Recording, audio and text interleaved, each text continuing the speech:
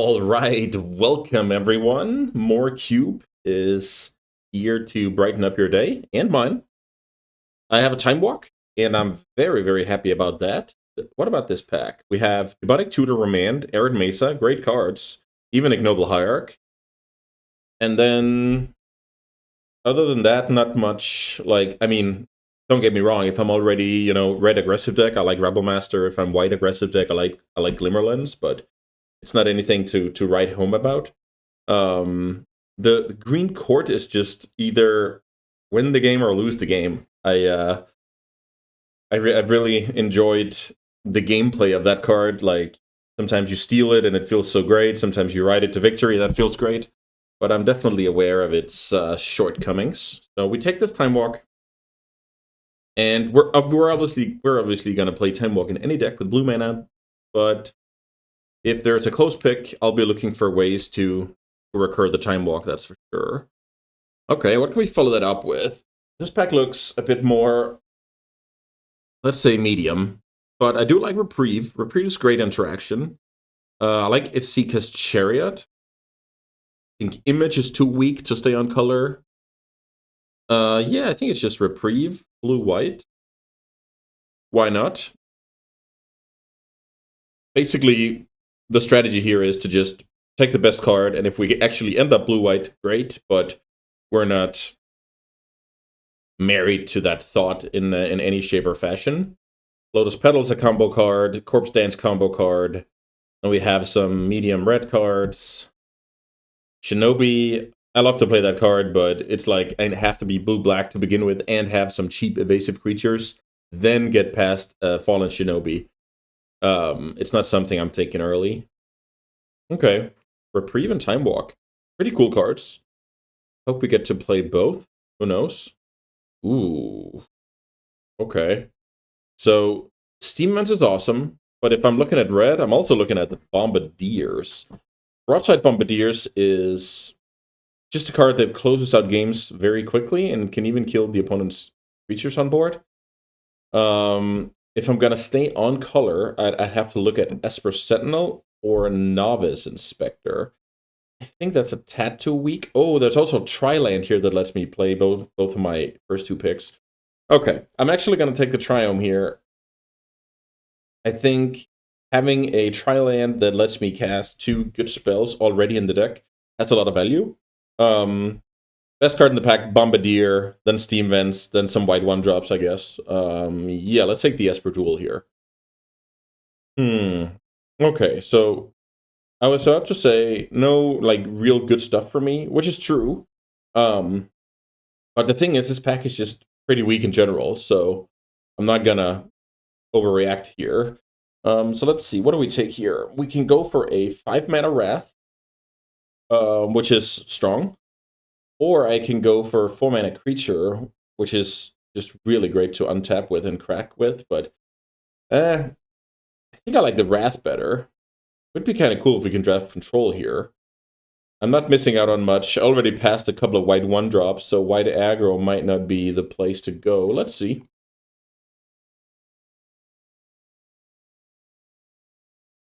Now we have Watery Grave. That's the best card. And we have some medium white cards. So absolutely no card for blue-white control. So I might have to look elsewhere. Either take an aggressive card and try and be blue-white tempo, or take Watery Grave and look to be maybe blue-black, and if we get good enough mana, splash the Reprieve. Yeah, this is where things get a little messy, because Seasoned Hellblade doesn't go with Sunfall. Okay, I'm gonna take Watery Grave here. This draft could be tricky to navigate. Let's see. Okay, we keep getting the white cards. Maybe I'm just supposed to be blue-white. Can I take this Commando? Lauren Reveal, I mean, I love that card, but Pick Through Time is even decent. Okay, I'll take the Cathar Commando here and finally give in and try and be blue-white aggressive. Here we have Emperor versus Gitaxian Probe, I feel like. Emperor is good. I like that card. I'll play that in even, like, whether I play control or aggro, I was about to say. Okay, this is an extremely late Parallax Wave. Parallax Wave is insane if you play creatures. Then it's just going to be, look, I have a handful of creatures, you have a handful of creatures. I get rid of your creatures, I bash a few times, and I win the game. It has absolutely no downside against tokens. And it can even, like, protect your own stuff. Parallax Wave is awesome. We even wield a Glimmer Lens. What on earth is going on? Okay, so we're most likely going to be blue-white here. We even get a free land. I can't remember if this was the pack with two white 1-drops or it's the next one, but okay, it was this one. So Novice Inspector still left in the pack. Perfect. But Esper Sentinel got taken, and that's fine. Okay. I mean, this went from I don't know what to do with my life to I know exactly what to do with my life. So we're going to be most likely like White Weenie / Time Walk. Perfect. Hero of Bladehold. It's a good 13th pick, right? Or 12th pick. But this deck can obviously flood a bit on 4s. We have like Gideon and Elspeth also in the queue. Sarah Paragon, a lot of replaceable stuff. It's the cheap cards we want.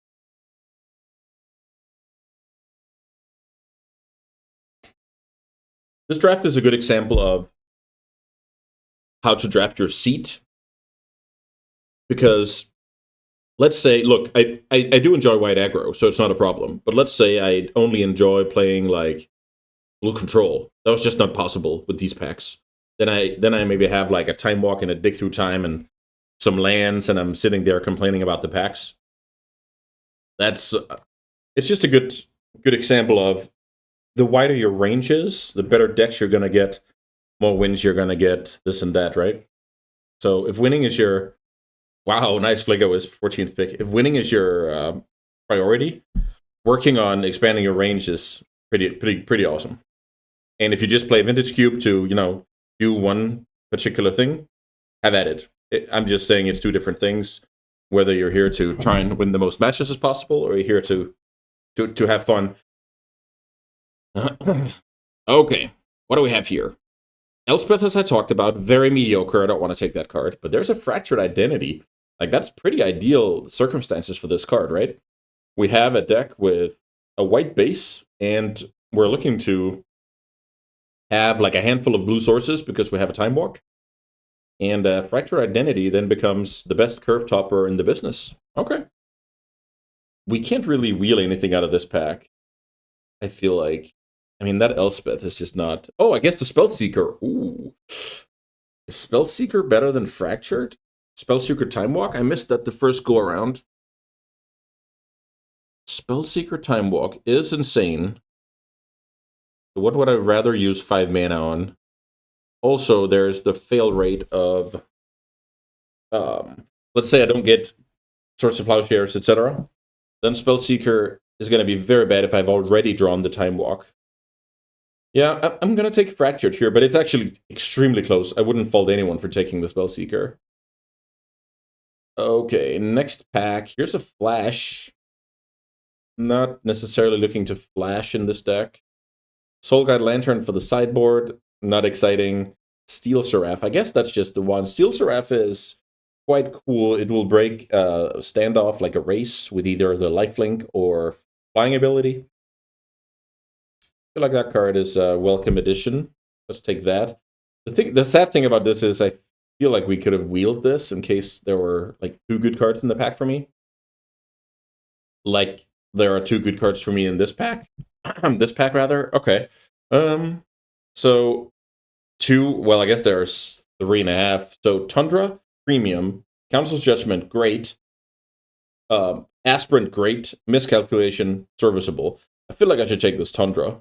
White is just open, so whether I get like either of these 2 back or whatever, that's not gonna do a whole lot. But having great mana is just awesome in your Time Walk deck. Okay, we're definitely in the right seat. Ooh, this is one of my favorite cards, and I enjoy that I don't have to pick it over anything meaningful. I love Mana Tithe. I love that they brought back that one for this iteration. Mana Tithe is just look, the opponent's either going to play into it or they're going to respect it too much. That's my experience with this card.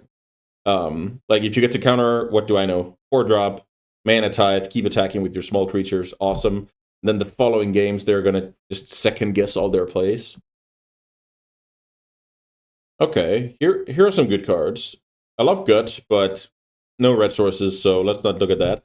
Thalia and Wedding Announcement, both are awesome. I think Thalia is gonna, be the most game breaking against people trying to go broken, and it's cheaper, so I guess we just take Thalia here. I wouldn't mind a Shadow Spear in the sideboard at the very least. Wow, Swords to Plowshares. I didn't even dare dreaming about that. I thought I was going to take Winds of Abandon and talk about how 6 mana clear your opponent's board is sometimes game breaking, but we don't have to talk about that this time around. I'm going to take Swords over Winds and over tapped blue-white land.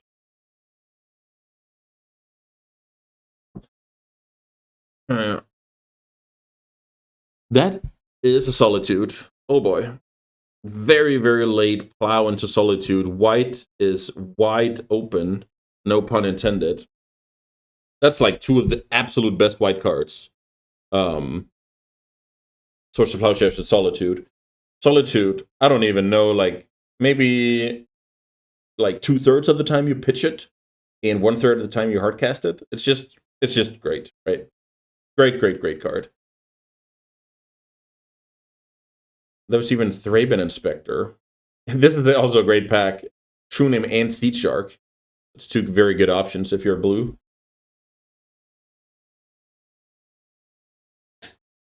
We did wheel the Elspeth, but I'm actually going to have the audacity to move it straight into the sideboard. I feel like the 4s we have already are better, and I don't think we're going to need playables.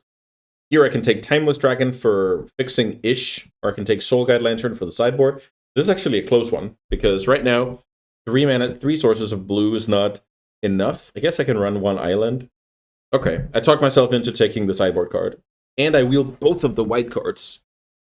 How much removal do I have? I have Swords, or Interaction rather, Reprieve, Commando, Flicker, Wave, Solitude. You have a lot of... I feel like this Aspirant is going to be awesome, but I mean, that choice is... It's a great problem to have. Going to take the Vindicate, and the Wedding Announcement came back, so Lifelink or Wedding Announcement. I actually enjoy Wedding Announcement a lot. Let's take the Black Land. Wow. So status after 2 packs is I have 18 playables already that I'm extremely happy to play. It's not like I have any crappers. And I have great mana. So I basically just need to round out the deck and improve my mana a little bit. Wow. This is so insane. Ooh, great cards. I love Fable, but we can't play that in this deck, unfortunately. So this could be a case of I take the Skull Clamp, which is awesome in my deck, and I try and wield the Selfless Spirit. Or the Staff, I guess. I think between Selfless Spirit and Staff, I don't really care what comes back.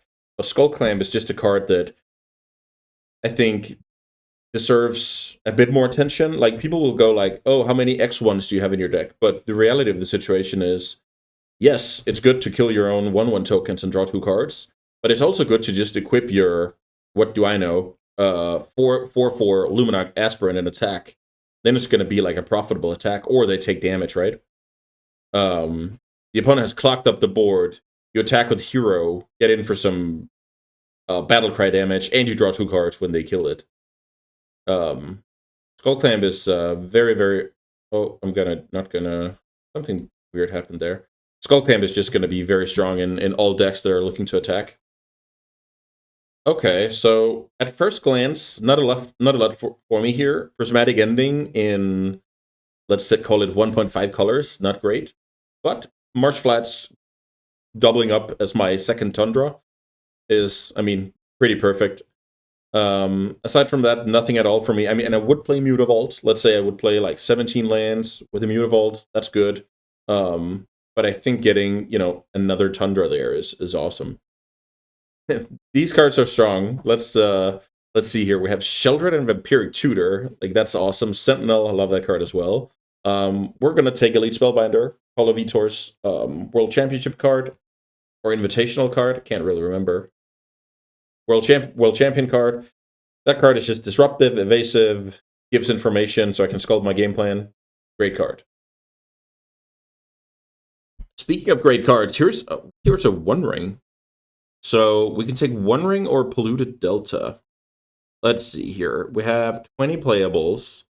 I have a lot of 4s. The thing about the One Ring is it basically makes it so that you don't run out of steam. Let's see with how many cards can we kind of reset the One Ring? We can do it with Flicker Wisp. Maybe that's enough. And then if we have just a little bit of life gain, it's insane. I'm gonna take it over Delta. Next pack here.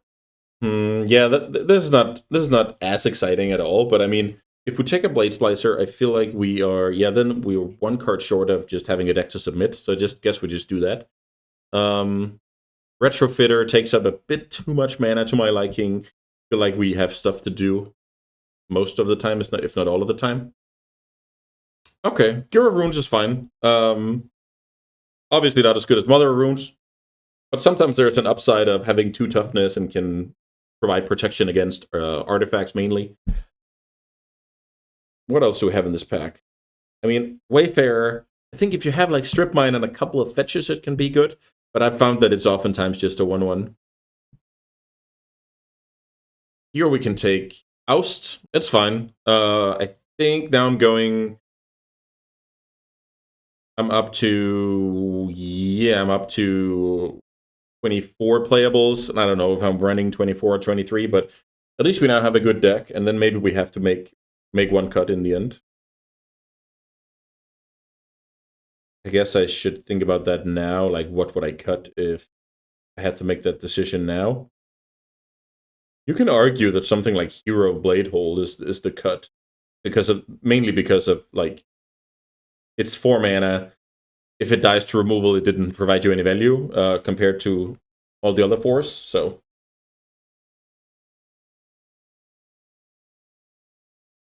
yeah, this is looking pretty great. Right now, I'm still thinking a little bit about the. Let me think. What was it? I'm thinking about the Spellseeker. Ancient Tomb is good with Wedding Announcement, Spellbinder, Blade Splicer, One Ring, Parallax Wave, Emperor. It's good with a lot of cards in my deck, and I think this is a good deck for it because my mana is going to be accounted for. What I could do is also take the Relic Warder and just go low, low, low to the ground. And that, yeah, maybe I don't want to take a lot of damage. That's a tough pick. I could easily have taken. Oh yeah, I forgot about the fact that I was gonna wheel at least one of those 2. Yeah, who knows? Let's see. So which effect do I want? This is like a grindy effect. How many tokens do I have? Glimmer Lens, Wedding Announcement, that card. Okay, so not that many. I'm gonna go for Selfless Spirit there. And then I'm gonna add Mutavault to my mana base. Yeah, we're just getting everything. Not sure about this land. I might play it. Not 100% sure. Let's hate the Massacre Girl to provide a statement. Let's hate the Wrath of God. Okay, so this turned out great. Maybe it's the Relic Warder at the sideboard, and I play 16 lands here. Is that crazy? I think it's fine. I have like double Inspector, Time Walk that cantrips. Okay, we can go for this. I wonder if I register 1 island. Let's see here. If I register 1 island, I have 5 blue, I believe. So the downside of registering an island is if I have a land draw, I draw 3 lands, and it's Mutavault, it's Basic Island, and it's whatever, plains. Then I have Flicker Wisp and Seraph that I can't cast. But I think that's like the only scenario. I was checking. I don't have Student of Warfare. I don't have what's it called? Figure of Destiny. So I don't have anything that needs like infinite white. Maybe this is fine. Let's see. I could also play without the Mutavault and then play like one more planes. Is that better? I think Immutable is going to be fine to have some longevity, durability in the deck. We also have Reprieve to cantrip. Yeah, I think 16 lands is going to work out. That's fine. Also, Solitude can be played down here. Okay. Well, I love this deck a lot, and usually this deck, like this kind of deck, provides great games. So yeah, that's what we're hoping for today. I'll save this deck and see you guys for the matches. Okay, we're on the play here for round 1. I would like to play first. And yeah, this is a great hand. Turn 1 Inspector, turn 2 Lens, and then the opponent kind of needs to have something on board to stall my attacks. Otherwise, I'm going to keep the cards running. I'm only just waiting to draw the Mutavault and the Flicker Wisp now. The island makes an appearance. The Raven. Opponent took a single mulligan. Let's see if we're up against a fair or unfair strategy. Sheldagile can be a little bit of both, but I'm definitely scared of the unfair angle. I'll play the Lens out because that will allow me to draw an extra card starting from next turn. Wow, the opponent Force of Will's Glimmer Lens. Maybe that's better than, you know, me starting attacking with it next turn. Okay. That's a bit strange. The opponent then plays Baleful Strix. I'll attack here. That's a good thing about having bad attackers. I'll play Selfless Spirit and another Inspector. And next turn, we might see what I talked about when I drafted Skull Clamp, where I can kind of start attacking with the boys and being happy about it. Let's see. Swords to Plowshares is a great one here. So what happens if I plow the Shredder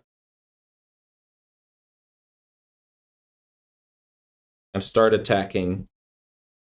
Do I attack with the team? I don't think so.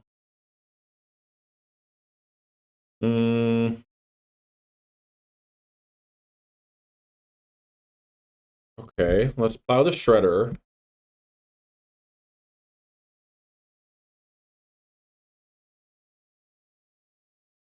Maybe the fact that I have 2 Inspectors makes it so that the Skull Claim is not really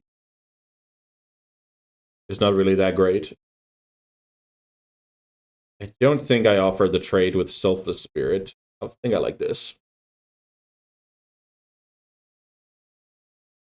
So now I'll get in for like a steady stream of damage. And there's a long way down to 20 cards in either library, so the opponent can't just keep taking the damage. If I draw land, I have an Emperor. If I draw a 3-drop, I can play it. If I whiff or draw like a not very exciting card, I can start cracking the clues. So I have plenty of stuff to do. Oh, I'm getting Ninja here. That's cool. Okay, so the opponent either has a Ninja or Toxic Deluge. Huh, Ninja or Toxic Deluge. Neither can I play around. The opponent did play a land first. If the opponent did not play a land here, I would just, it would be Toxic Deluge or Damnation. The opponent did play land. So this is Ninja. It's funny how much, let's say this was an Underground Sea, then I would be guessing a bit more, but here, pretty clear Ninja. Okay. So let's see, I can play, maybe I'm just supposed to end step that card. It's probably better than play into counters.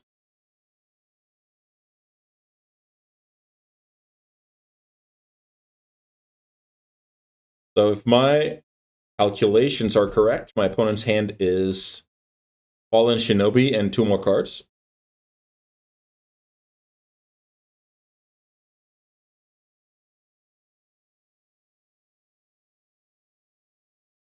If the opponent goes 5th land hardcast Shinobi, I might change my strategy and then crack 2 clues and then use this as removal if my opponent attacks with it.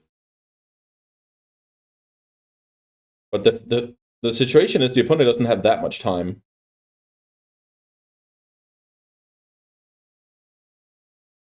Here's subtlety.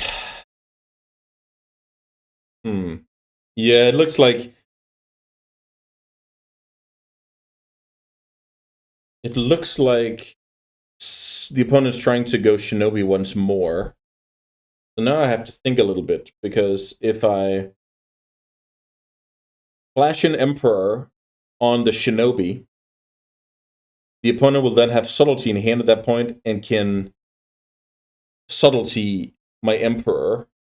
So I think I have to do it on the subtlety after declare attacks.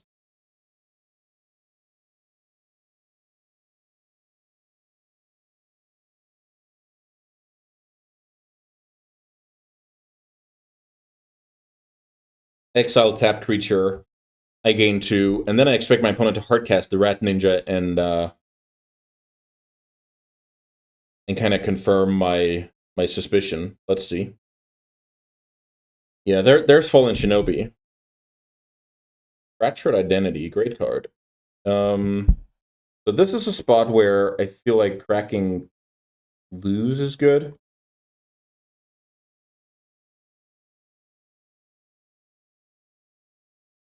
Mainly digging for Time Walk. Who knows if this is going to be good? Probably not, though. Do I have any tap lands? I do have a tap land.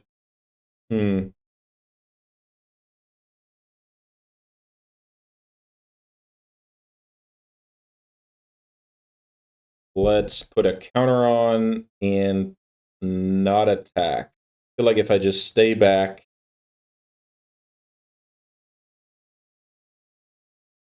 it's fine. Like, I have a Planeswalker and play this ticking. Ooh, I'm really happy about the Shinobi, that I sniffed out the Shinobi. This was not, like, hard spot to sniff it out, because, let's be honest, I'm attacking, my opponents at a lower life total, then all of a sudden they start attacking with a defensive creature like Baleful Strix, so. The opponent resolves Dark Confidant. I hope to find my 5th land here. I don't. And there's Thalia. That's not a 5th land either. Okay. So Thalia is a bit annoying. Maybe I can go attack with Inspector, put my opponent to 10. Maybe that's strong.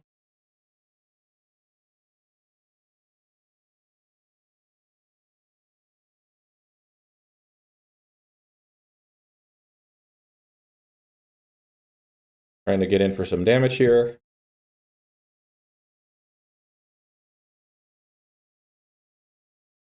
I draw 2 cards. I think these, like, suicide attacking, I think that's just quite strong. Huh. So now I can fracture the Shinobi. Question is if it's better to fracture the Confidant.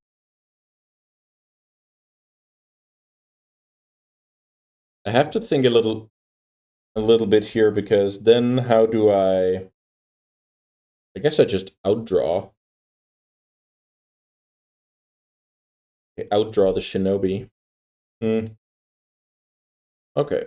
Let's let them have the Confidant, the life total, and this being a must block. Maybe I just make a token here, and that's fine. We'll make it 2/2 past a turn. And then I feel like my opponent needs something very strong right now, or it's going to be over. Island is not that. The draw step could yield the opponent exactly what they need.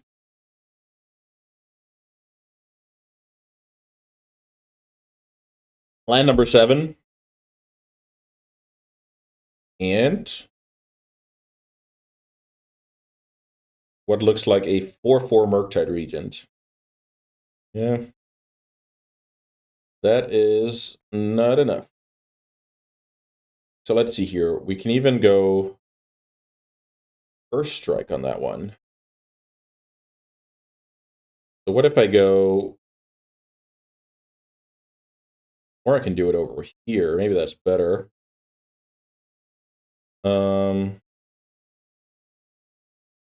Let's go...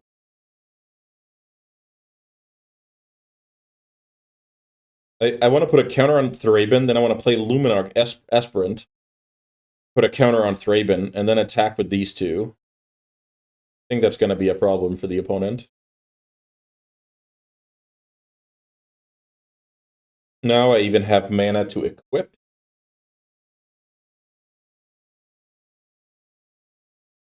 Maybe I equip here.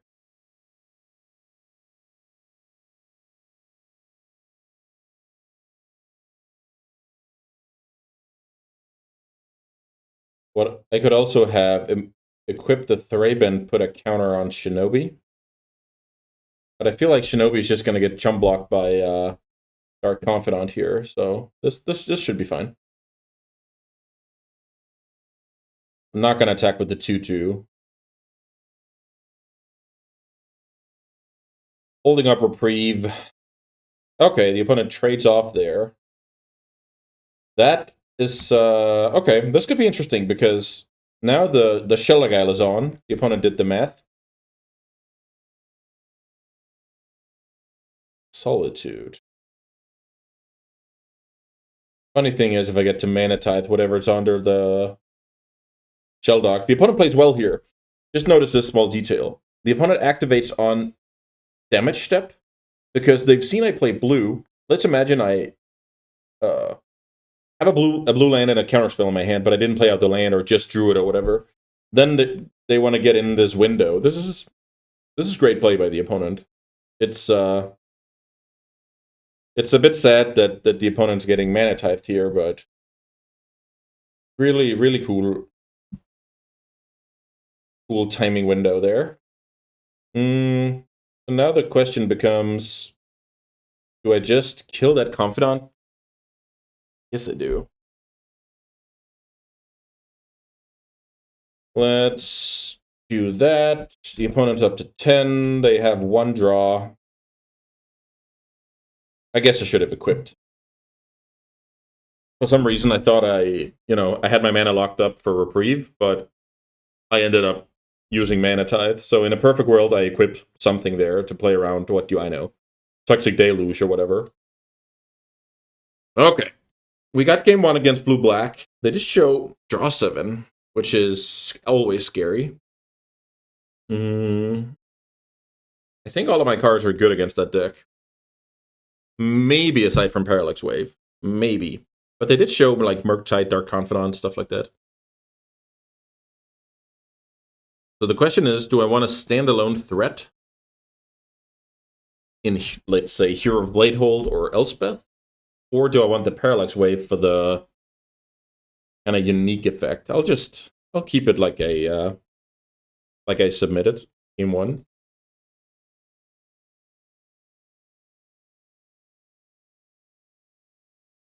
Okay, this hand is cool. I have turn 1 creature, turn 2 reprieved. Hopefully I can like curve out from there with Blade Splicer, Seraph, stuff like that. Let's see.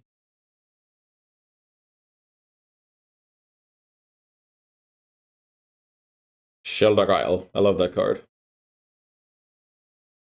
Lanes was a good draw.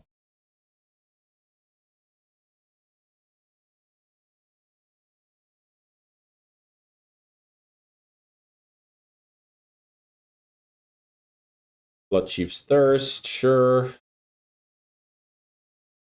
Yeah, I think it's fine to play Plains here. Because no matter what, I have a 3-drop to play on the following turn, so leaving up flexibility for Mutavault is not... Oof, Narset. Yeah, we can't let that happen. We need to delay the Narset. Ooh, maybe Elite Spellbinder is going to be my play. But if we don't delay the Narset, then I might get Twisted without having a chance to interact. So now we go Elite Spellbinder, and at the very least, we can delay the Narset, if not anything better.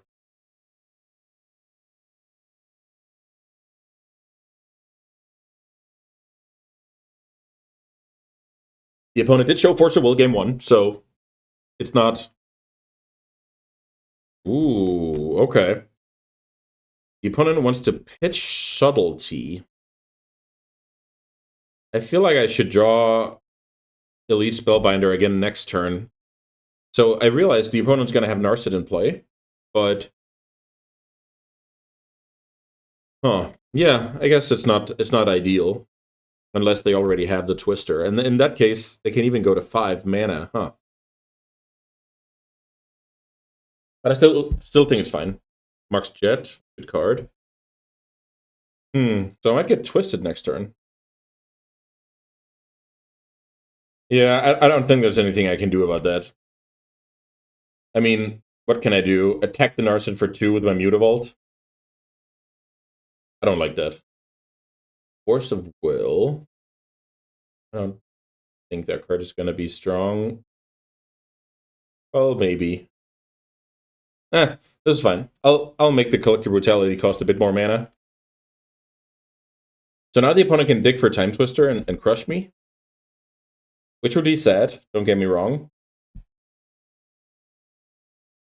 Toxic Deluge, okay. Toxic Deluge. So now they can go Collective Brutality, 4 mana, just kill Spellbinder.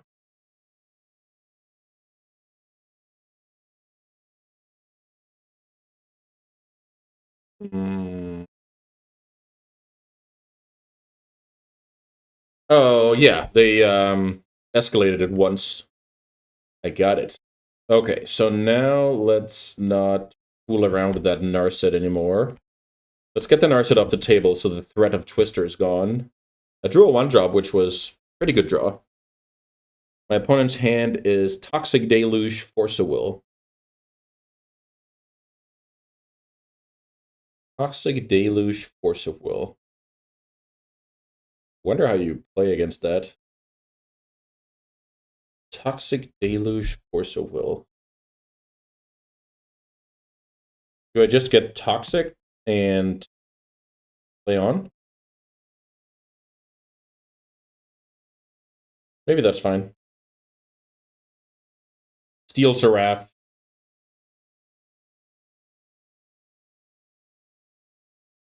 Accept the 2-for-1 and then play on. If I draw land, I can ring. If I don't, I can Blade Splicer. The alternative would be to just attack with Mutavault, but I think that's too weak.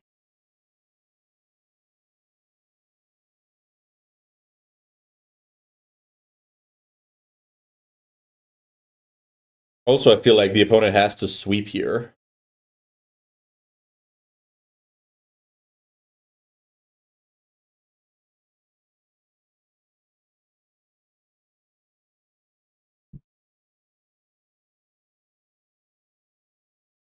Chart a course, draw 2, discard 1.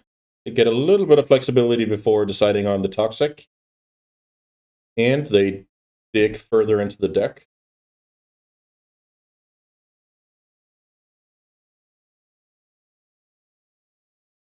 The opponent's had 3 cards, Force of Will, 2 unknowns. We do draw the land, so I think I just force check my opponent here. If they don't have it, the blue card, I most likely win. And if they do, I drained as many resources as possible.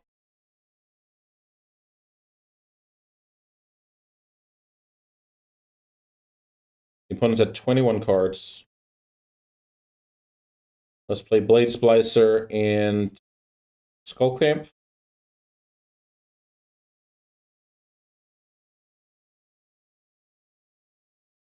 The opponent now has got 20 cards in the deck.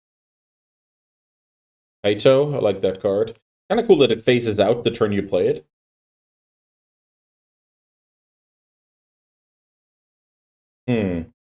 Maybe this is a okay time, not perfect, to play Parallax Wave. So the question is, do I want to equip my Golem and attack for 5? Yeah, probably.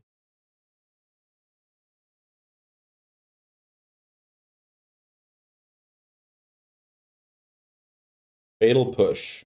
Okay. That works. I'm gonna get rid of the token. As I talked about earlier, killing tokens is without any downside at all. I'll attack Blade Splicer. Let's see what's under the Sheldog Isle.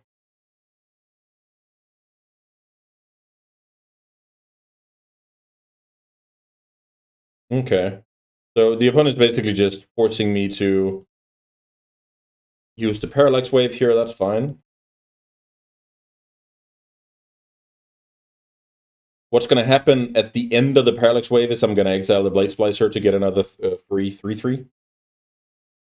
Ace Prodigy. A bit annoying. Fading, sure.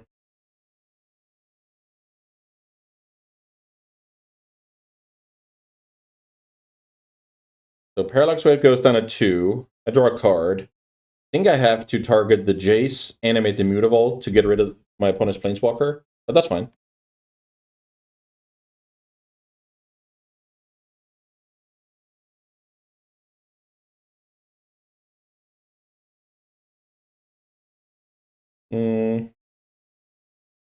Wedding Announcement is a decent draw.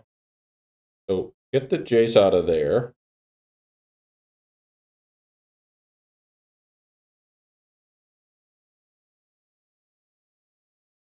Play Wedding Announcement. Animate Mutavault.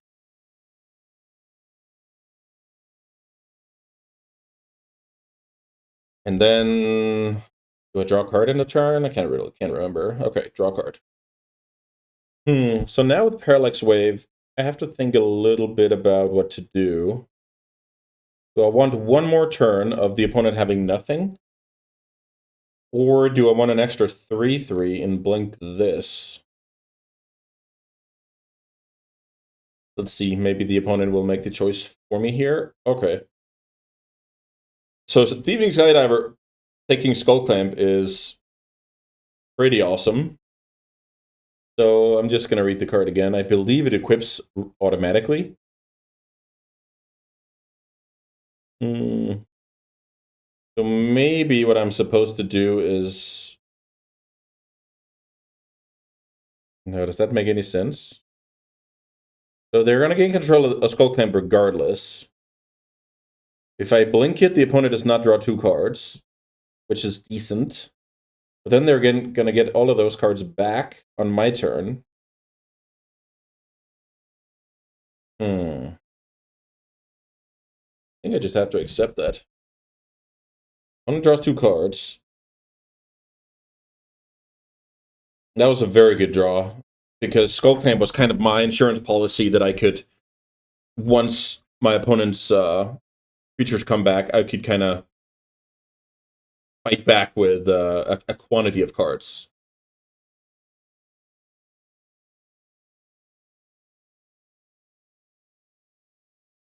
Okay, so the stuff comes back here. The opponent has access to the graveyard now with an active Skull Clamp, so yeah. Interesting game for sure.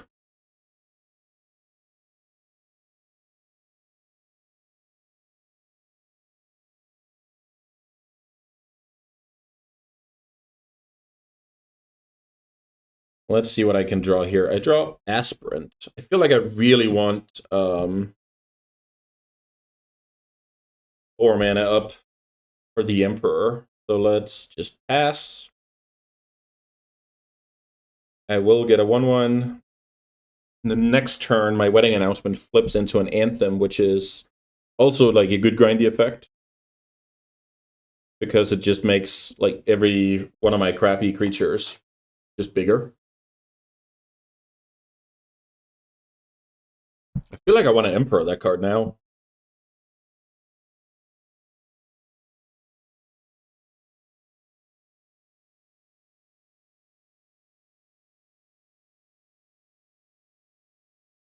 Don't want my opponent to flip. Then all of a sudden they have access to Toxic Deluge, etc. But they did get a loot out of it. I now have an active Planeswalker. I highly doubt this Mana Tithe is going to do anything, but that's the dream for sure. Time Twister. So I have Source of Plowshares in my deck. So is it better to steal a mana from the opponent or try and draw into Swords, which would let me kind of save a mana? I think it's better to steal a mana. Time Twister. So we're both going to have a fresh grip. The opponent's going to have 4 mana to work with before I untap and have 6 mana to work with. So pretty even situation, I would say. They're first to act, but they have less resources. The nightmare is the opponent draws Toxic Deluge.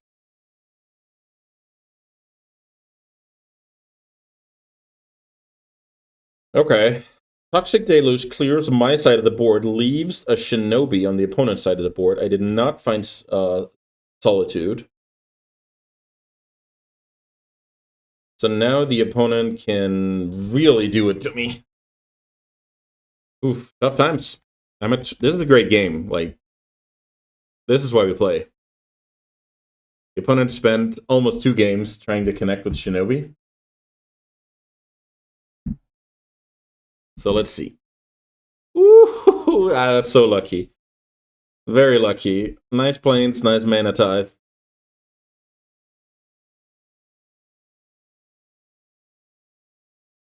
Okay, so I need to get on the board now, I feel like. So I can go... How many creatures can I play? I can play 3 creatures. I think I like the sound of that, to be honest. I'm going to have so much in play. So let's see. I think fetching out the Tundra is good.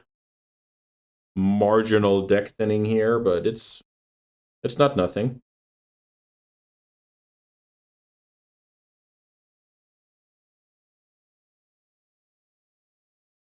I might have to think a little bit here because I do get...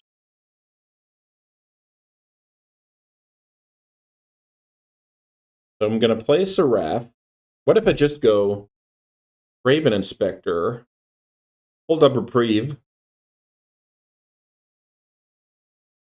pass, this flips into an Anthem, and I get a free, like, Q2 off of it?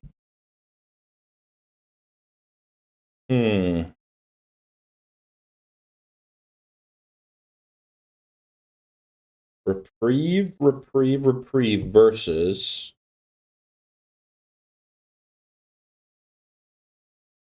having more creatures in play. Maybe this is fine. Okay, I'll try and pass and hold up Reprieve. I'm really not sure about this one.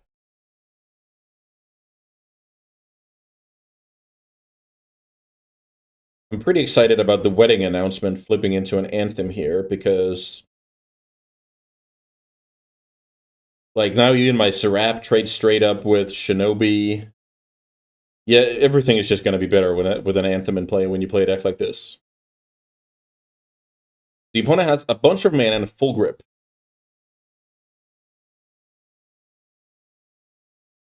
Yeah, this is one of the better games I've had in a while, because it's back and forth. It's swingy.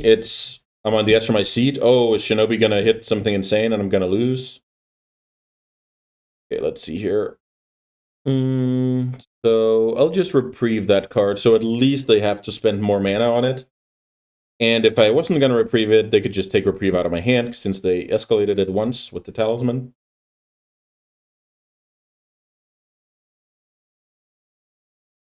Are we getting forced? I don't mind that. That's fine. Force a will hardcast. Sure. So the opponent gets to kill my 2/2, look at my hand, seeing it's a brick.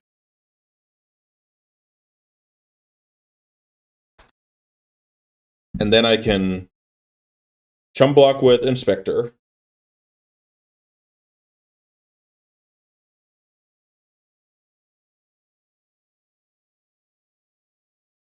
Yeah, okay. So the opponent spent their whole hand getting rid of my board, basically. And now they're even second-guessing if they should attack or not. And the reason for that is that I have Mutavault, Raven, and plus from Emperor. That's 7 damage. And I'm going to block here.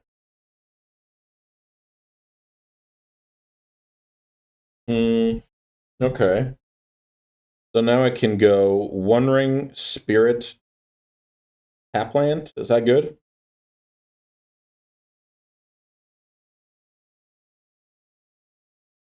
Let's play the One Ring. I have Protection. That means the Shinobi cannot hit me, but it can still kill my Walker.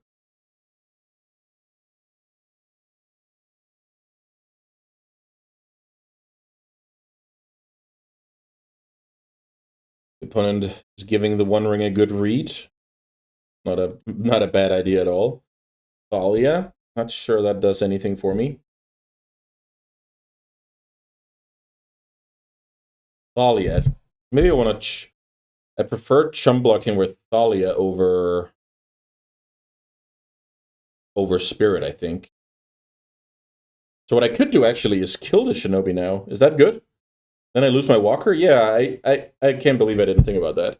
Okay. So let's get rid of that card.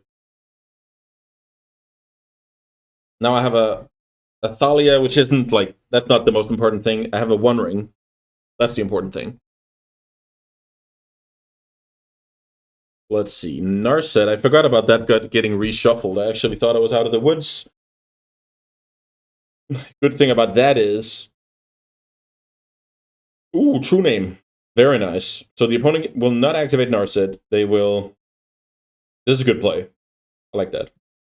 Because they want to keep the Narset at 5 so that it doesn't die to one hit from Mutavault or Thalia. But I just keep drawing the good cards.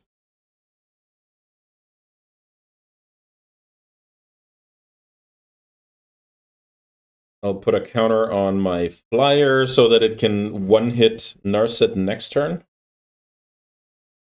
Also worth noting, I can crack 1 clue on the opponent's turn.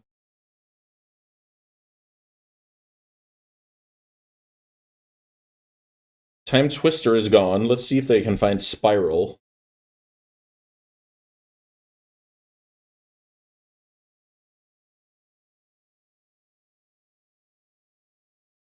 Also, I feel like maybe can I just go wide and kill my opponent? Let's see.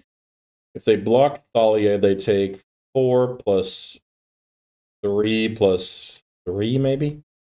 If I put a counter on that? Maybe that's fine. They might just be all the way to Desperado mode, where they have to go clamp, True Name, draw cards.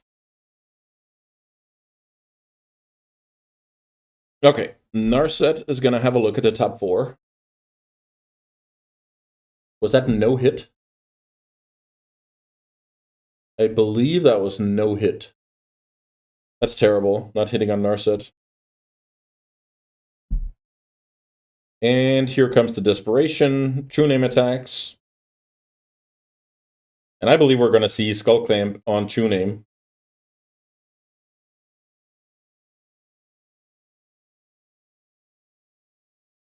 Opponent draws 2 cards. Are they good? Kind of have to be extremely good. Opponent's going to give it a go here. I kind of hope this goes to game 3, but I can't really imagine like how the opponent stabilizes from here. Murktide Regent, sure. Yeah. Draw. That's not a good card. I guess huge Murktide Regent is a way to try and win a game. Elite Spellbinder. That's not a bad draw. So what happens if I attack with everything here? Put a counter on. Maybe I just check my opponent's hand. That's probably better than trying to guess here what's going on. Okay, the opponent has a swamp, so let's see. If I animate here, opponent can block Selfless Spirit. They will take 3, 3, 3 down to 1. Did I count wrong last turn?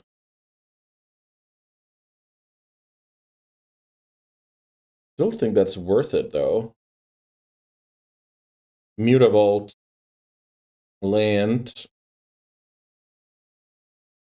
Put a +1 counter on... I don't know. Dahlia? Land?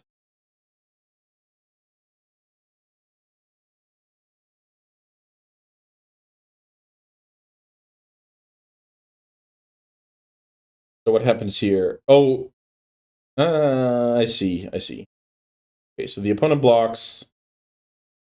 Go to 1. Okay, fair enough.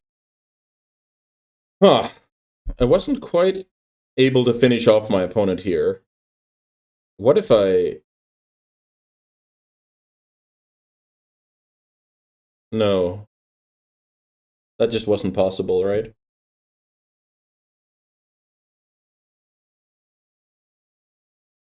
So the opponent's at 7. I'm gonna lose 1 life next turn. I guess a card like Time Walk would be a disaster.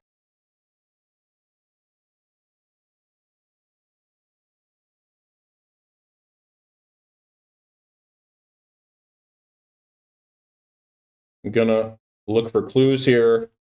Because I do play Swords to Plowshares.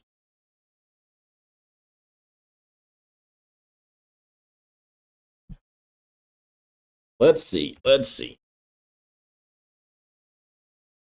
I'm not quite sure like how I finish this game. Oh, chart, of course. Okay, I was about to say, did my opponent miss again? That would be brutal. The opponent draws 2 cards. I have 3 lethal attackers.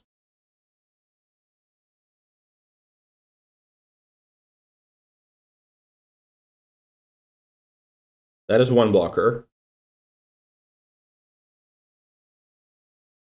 The opponent needs to deal with 2 more things.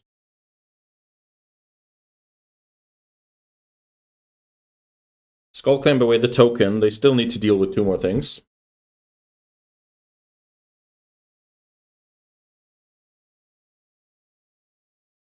I don't even know what that would be at this point. Something like Black Lotus Land Cryptic Command. Something absurd. Okay, so we managed to grind out our opponents in the end. This Murktide made it so that there was actually a world where I could lose this game, but yeah, I'm curious if like killing Narset or going for the throat, what was better. Really not sure about that. Please let me know if I missed anything here. Oof, that was only round 1. What a grind! See you guys for round 2. Round 2. What are we working with? We're working with a creature turn 1, reprieve turn 2, enchantment turn 3. That sounds good enough to me. We're on the draw here. Bad things can happen on the draw. Draw another Inspector. That's not bad.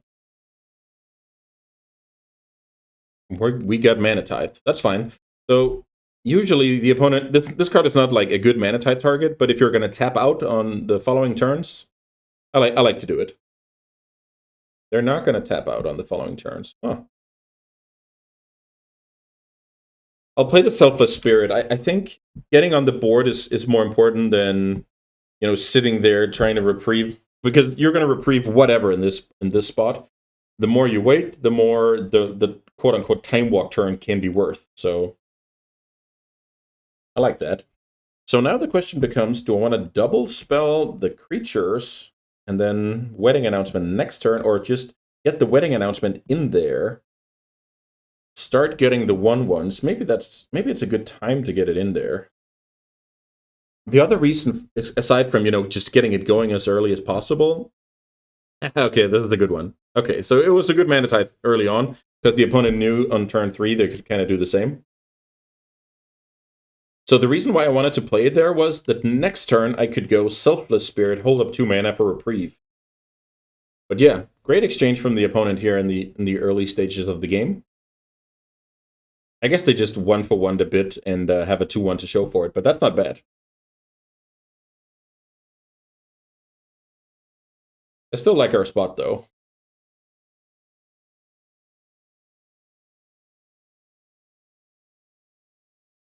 Opponent looks right away with top. Okay.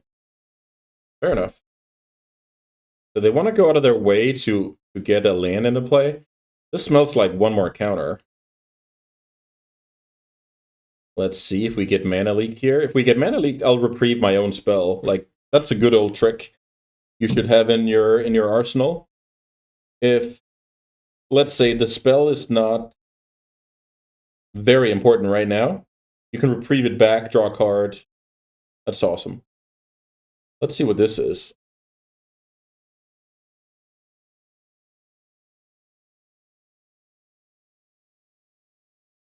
That actually, the opponent might have reprieve, actually.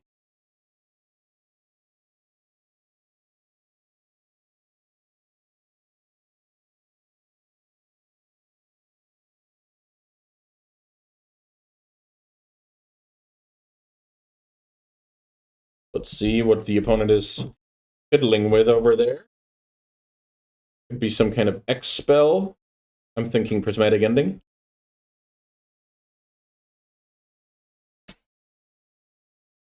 Prismatic Ending on the Spirit.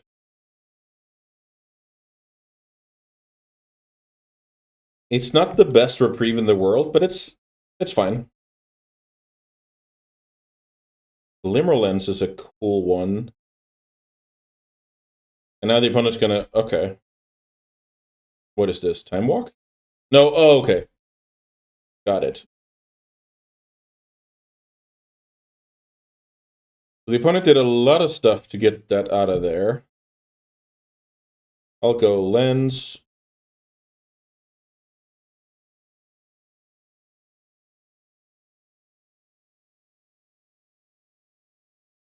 Raven, tap land. I'm playing out this tap land because I have, mana hungry stuff like Crack Clue, play 4-drop. I hopefully, knock on wood, have oh, okay. I don't have a draw engine coming. Alright. So the opponent now has access to a 3/3 down the line. Is that a good draw? Let's see. We can draw something better. Yeah, land actually makes this a bit awkward, but I still think it's good to play it out. Because land was not, that was my land number 6. So I could have hardcasted next turn, but it's just better to get it into play. It's a 3/3 lifelinker with flying, so it's canceling out the opponent's incubator token pretty nicely.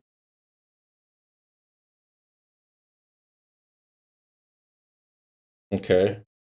Leyline Binding on the Seraph. So this guy's all about interacting. 1-for-1, 1-for-1, 1-for-1. All the way. And now the Sensei's Divining Top is actually extremely annoying. I don't have any play here.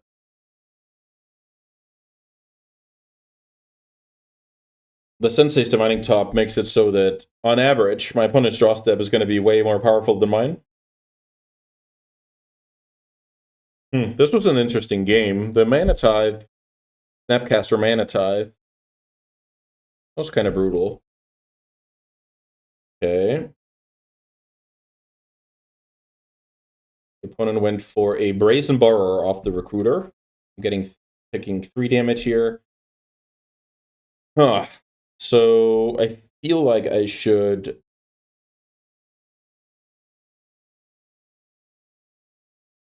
oust the token, Flicker Wisp the equipment.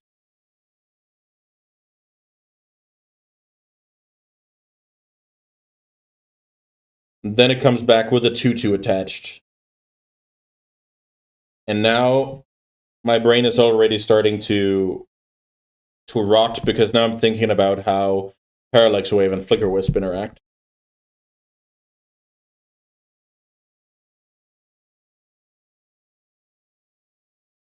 How do they interact?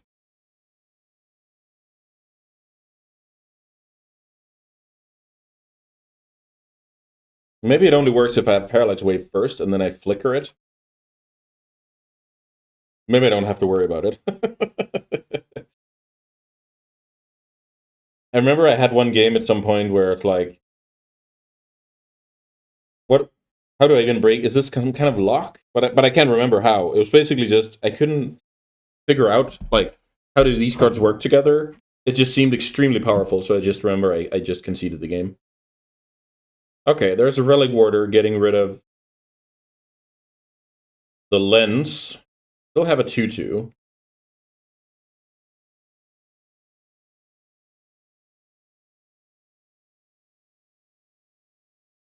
The opponent has Brazen Borrower. I guess not anymore. And the opponent can attack for 1. I'm at 12 here. Fractured Identity is huge. Wait a minute here. What if I go Fracture Identity on Relic Warder? I get a 2/2, which exiles the binding. That sounds awesome. I can also do it the other way around, funnily enough, where it's like I don't get a 2/2, but I get an enchantment, which is harder to interact with. Great question. I'm gonna go for the 2/2. So exile that, get back the lens. Yeah, this is awesome.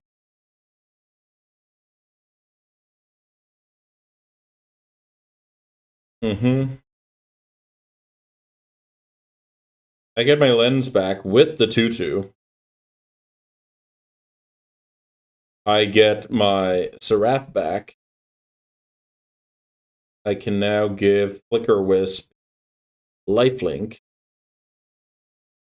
I have a 5/4 over here. Wow, that was an insane draw.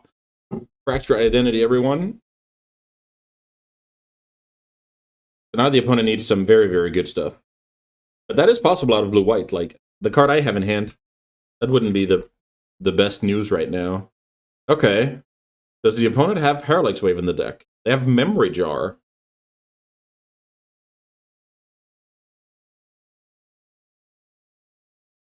Draw 3 cards from Lore Unrevealed. This is weird. I didn't expect that. So let's see. 3. So I guess I should just give my Seraph lifelink here.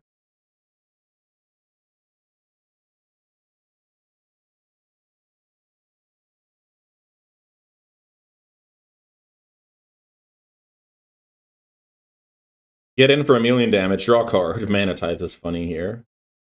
I might return the favor. Let's see. Opponent's at 7. So since it's getting so close to crunch time, I'm gonna play out Parallax Wave and then kind of see what the opponent's working with.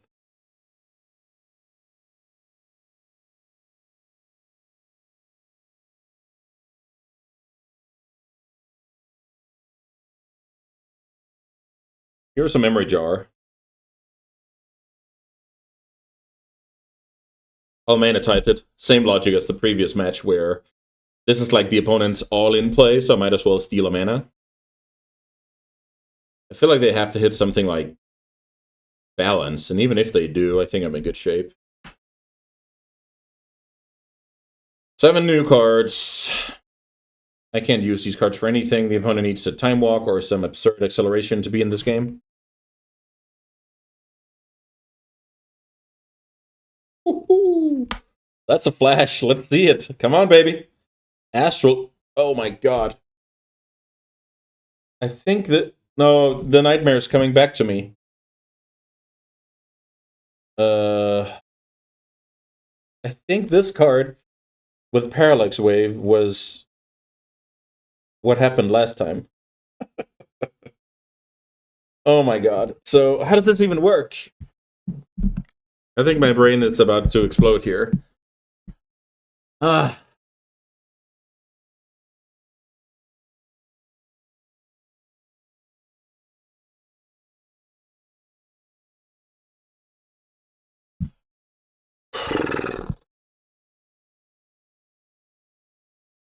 So the opponent's going to get 2 Parallax Waves.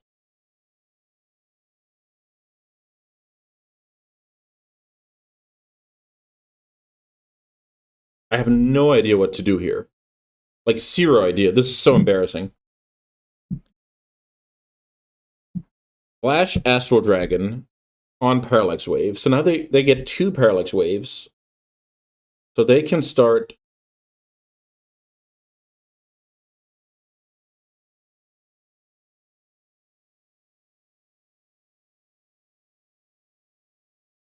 So what happens if I don't do anything?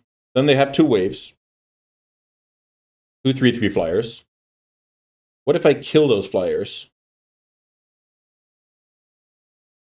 I have no idea what to do here.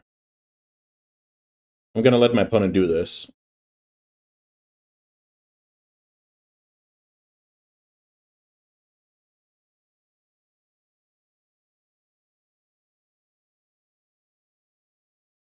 Yes. I hope this would never happen again. Because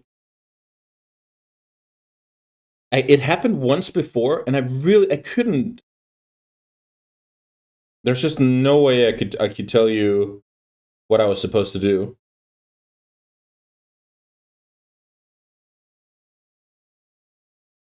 What if I just... I have no idea.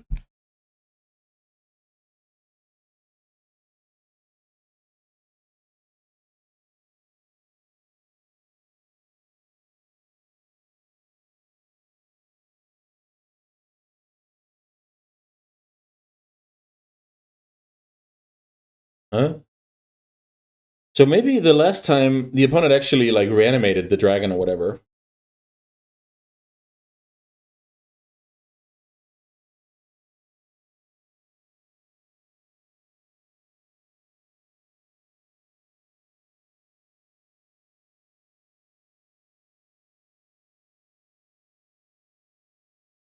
Mm-hmm.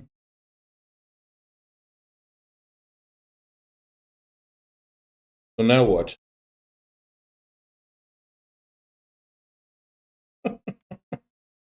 This is incredibly stupid. What if I just do it on the wave?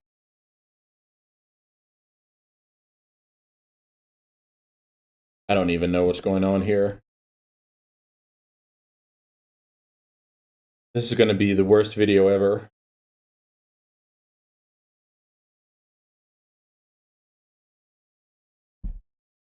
And then what is... I forgot what this targeted. Probably my Parallax Wave.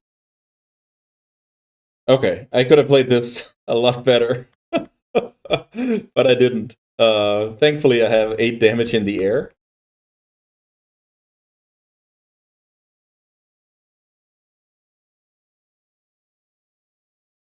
Yeah, I don't know what's going on.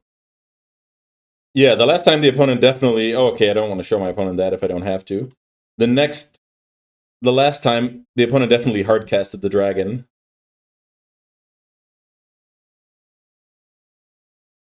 So this time, I guess it wasn't the problem. Oh, that's funny. Oof. Okay, so Flash Dragon, we can live with that. But... oh boy, sorry about that. I thought my life was... it was flashing in front of my eyes there. Okay, so the opponent is like blue-white, trying to interact a lot more than I am, and they have some flash shenanigans. I don't think I'm going to change anything based on that. I could get Wrath. Can I hedge a little bit against... Yeah, maybe stuff like Thalia is kind of bad. So bring in Elspeth. And aside from that, I think I'm going to be fine. There's the Relic Warder. My opponent's shown Leyline Binding that it's good against. Maybe it's fine. Okay, let's go. I need to shake that off. Okay, we have a hand with a bunch of interacting. Speaking of that, not any aggression, but just how it is.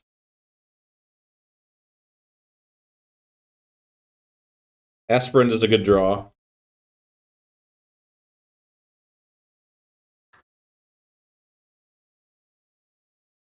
They need to cut the Astro Dragon. I don't know how to play with that card. Okay, Staff is good. That's exactly the kind of card you want in a attrition matchup.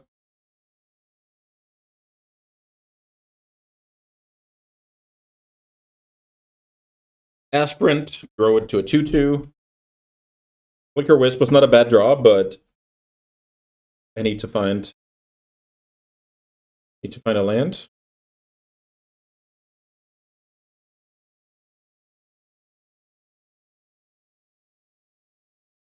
Three mana to Fairy. That's a nice one.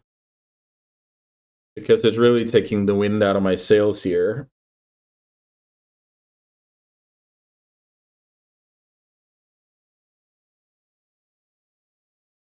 Land was good. So what can I do here? I can Flicker Wisp, kill the Spirit token. That's not bad. And then I'm kind of threatening to kill the Teferi.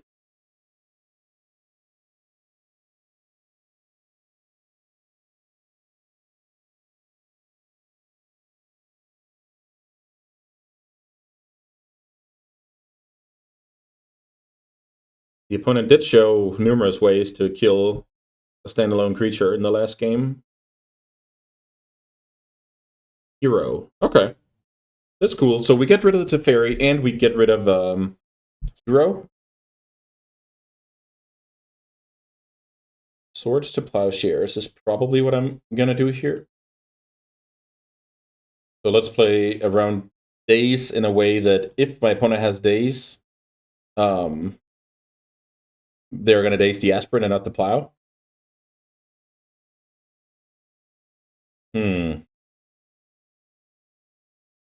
It's not clear which I'm supposed to pump here, I think. I'm going to try and pump the Flicker Wisp. Let's not get solituded. So now I'm in a spot where cheap white cards are decent draws, lands are good draws, blue source is insane draw. And I have a board my opponent is supposed to deal with. I'm trying to not put my eggs in one basket here in a sense that, let's say my opponent has one spot removal. What are they going to kill? The one that's continually going to grow, my guys? Or the one that's already like a threat that's chucking away at the life total? They do have a redraw on the staff currently. So I'm basically trying to say, I'm going to put pressure on you. Oh,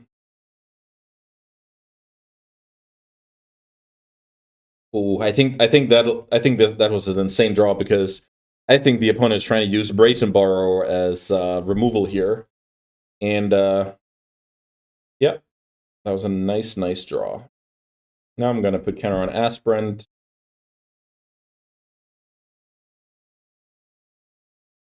Let's see if we get to flash in the Emperor for the blowout. We don't. Okay, so maybe I just chill now. Also, the fact my opponent showed like Memory Lapse, can't remember, Mana Tithe, stuff like that last game. I think it's good to pass the turn there. Opponent draws a card, that's fine. I think maybe once the opponent rearranges here, now I think it's time to flash in the Emperor. And potentially make a 2/2.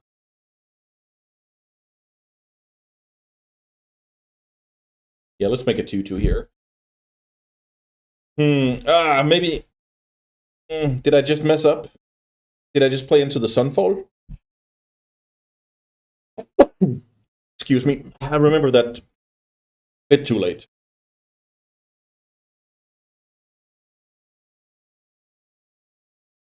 Oh, Wrath of God. Okay. Fair enough. Yeah, maybe I was too excited to play around the counters there. I didn't think about the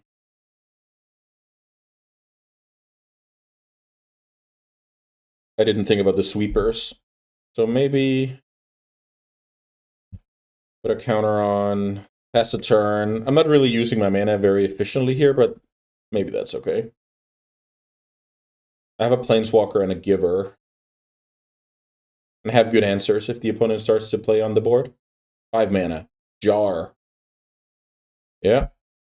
The jar is okay.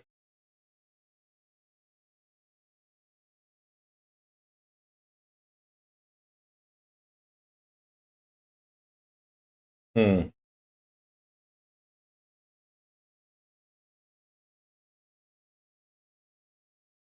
Maybe make it 2/2, play the wave.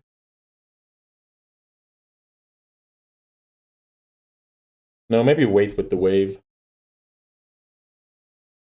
I'll hold up Hardcast Solitude. But the thing is, then I can Solitude on the opponent's end step, right? And then I can kind of clear the board with Parallax Wave. Maybe that's fine. Yeah, Memory Jar is just a strange card here. But the deck could have, like, Hull Breacher or Narset, I guess. It's kind of a strange card to have in your blue-white. I don't even know what to call this. Once you start playing Wraths and Planeswalkers. I guess it's blue-white control. Let's see what the opponent decides to do here. Top. Perfectly fine. Seems like my opponent's holding up some sort of counter, and I'm just supposed to stay put. Let's put a counter on the Samurai. I like attacking with both. Giver is not Mother, so the fact that it can't protect itself is... it's fine to attack with. I know at 7. I have a Walker. I have some interaction. I feel like I should just pass the turn.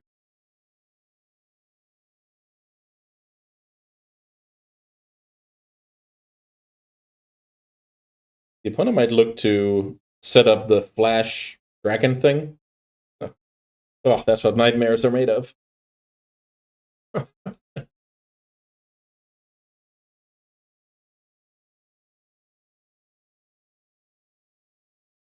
3, 4. Is this Sunfall? No, it's not. 5. Time Warp. The opponent wants an extra turn. We say yes. So what does that extra turn represent? Not much, right? It's like a land drop?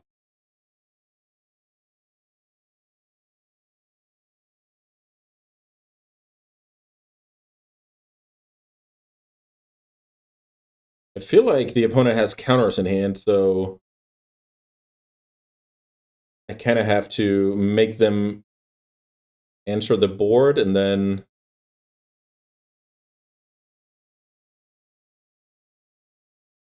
you know, capitalize on them tapping out. Let's see. Speaking of tapping out, let's see if they have the land drop.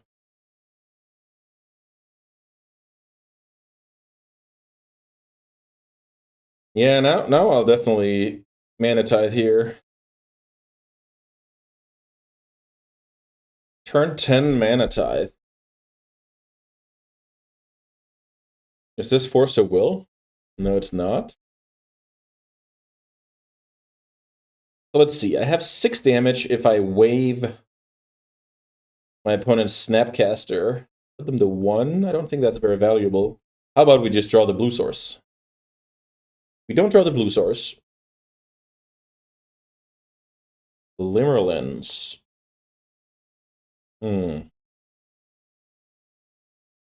not necessarily interested in putting a bunch of more power on the table, but maybe that's what we have to do. I can get a draw from Lens. Maybe that's worth it.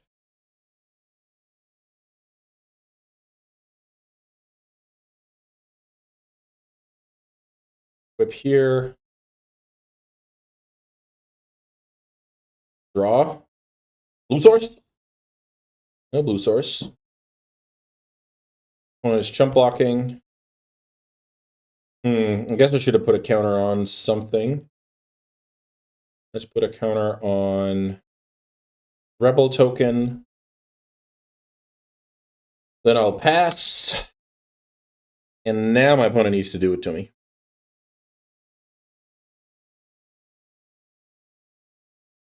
I feel like I'm at least getting swept here by the Sunfall. And yeah, this game could go longer. Great game. Another great game of seemingly I'm cruising, but I'm really not, right? Because the opponent has a memory jar. The opponent at least plays one more sweeper. Okay. Yeah, the 1-for-1 removal plan is most likely not going to work. Okay, so the opponent's going to jar, and we're going to see all the blue sources in the world and nothing to do with it. So now the opponent can do whatever they want with those 7 cards. Land drop.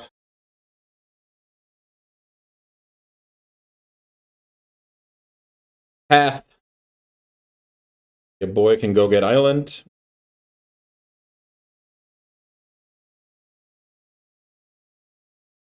I tied. Let's go. This is not your typical blue-white deck. Sweepers, draw 7s, I tied. I'm super scared. Time Twister. Now I have a plow to interact. Have to remember this hand is going to the bin because of memory jar. I'm going to get my old hand back that I can't remember right now, but it had a time walk in it.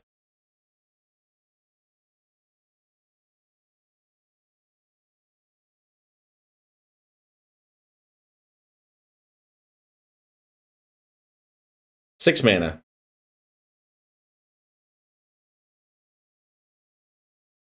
There's a lot of stuff I don't want to have happen right now. Let's see.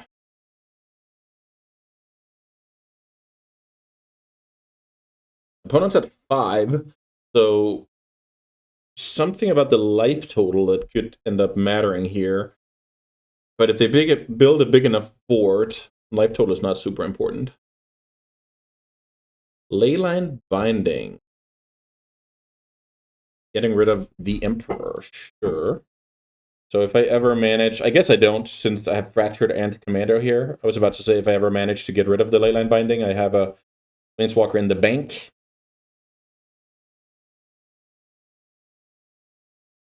Don't Time Walk opponent.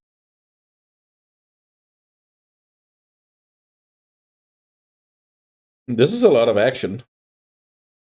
Or depending on like how you define action. But this is not your typical game of, yeah, attack, removal, attack, attack, you're dead. I like this stuff. Okay, so the opponent moves to end step.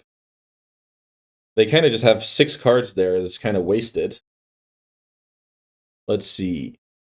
Enlightened Tutor, Show and Tell. Oh my god, yeah, this is all over the place.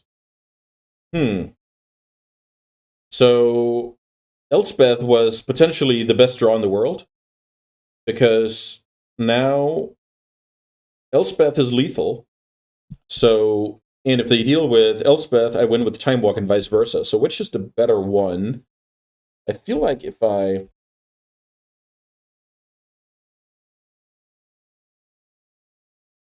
don't think it matters much. I think I'm going to get memory lapsed on whatever I play and then win with the other spell, but that was an insane draw because it wins the game on the spot. Memory lapse, time walk, attack for 3 twice. What a match.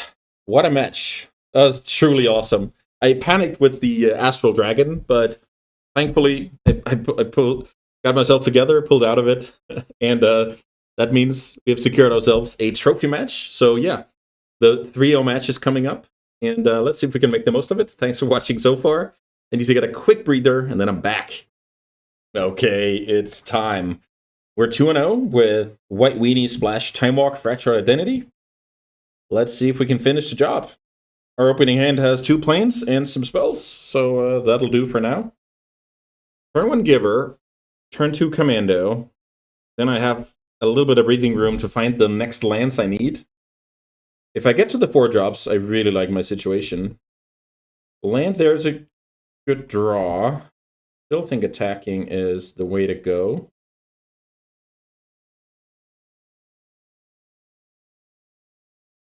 Then I'm gonna end step the commando. The next turn, I might get to oust something and develop a tap land.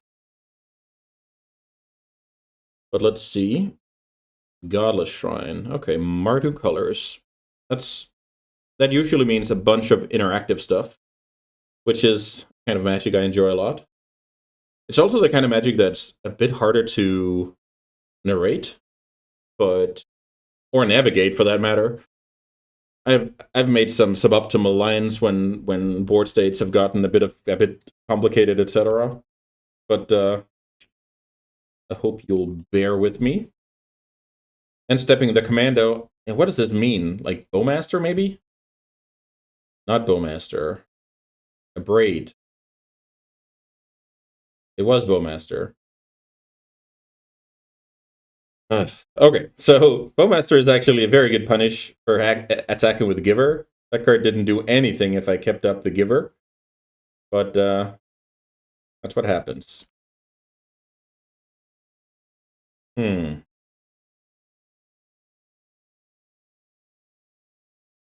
So let's see. Skull Clamp, I think is good. Despite the Bowmaster. But yeah, wow, Bowmaster really crushes this draw.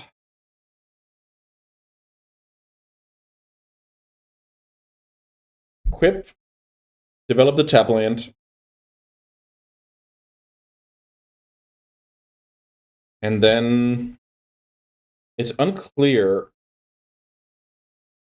but I feel like it's some combination of the One Ring and Parallax Wave that's going to allow me to like draw way ahead this game. But let's see. Inti, another great low drop out of Mardu colors. And since I'm hunting for the 4th land, I feel like I'm gonna block here. Let's see. The opponent discards a plains.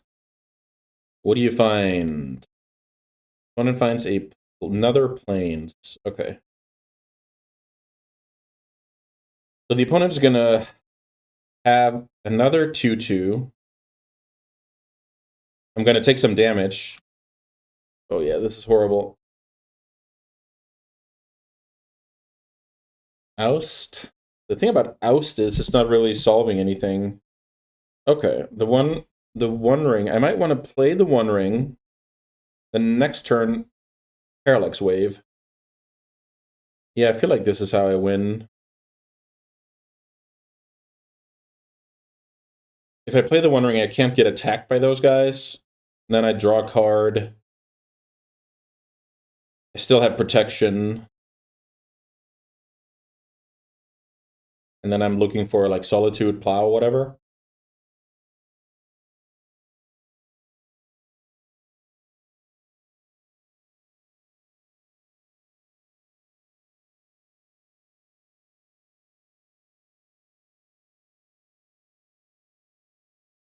No Solitude, no Plow. So another thing I can do is like oust the Bowmasters and then, draw. There's a lot of stuff I can do here. Because even if I just get the Bowmasters out of there temporarily, I feel like that's worth it if I'm drawing cards in the meantime. So I don't like my opponents playing land out, then attacking with Inti. They're kind of losing some value there, in case there's a land on top of the deck. That was not the case. It was a Luminarch Aspirant. I'm not going to take any damage because of ring protection. So let me just quickly check my sideboard. I do have Wrath and Sunfall in the sideboard. think about the sideboard playing like that. It seems like with between Bomat Courier, Inti. Oh, there's a hero. Yeah, hero is a great card. Hmm.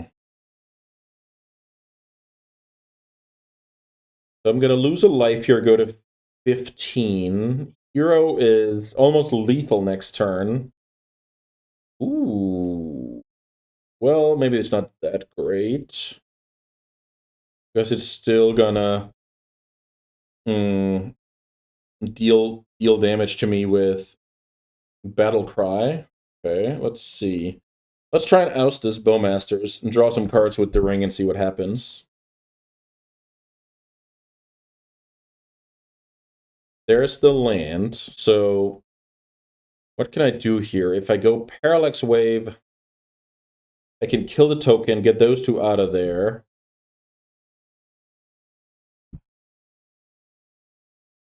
Maybe that's the play. Wave.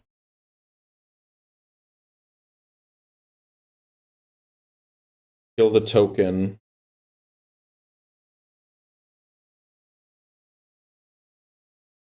Owner with 2 cards in hand. They didn't want to play the Aspirant off of the Inti. They simply had a better card. Now we have, I was about to say Goblin. Orcish Bowmasters on top of the opponent's deck. Don't think I'm supposed to take damage from either of those two.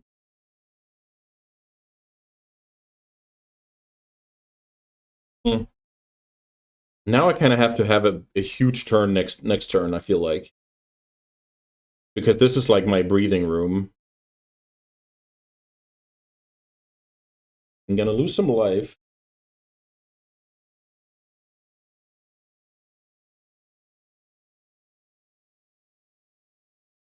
I'm gonna go to 13. Time Walk. Wow. Let's draw 3.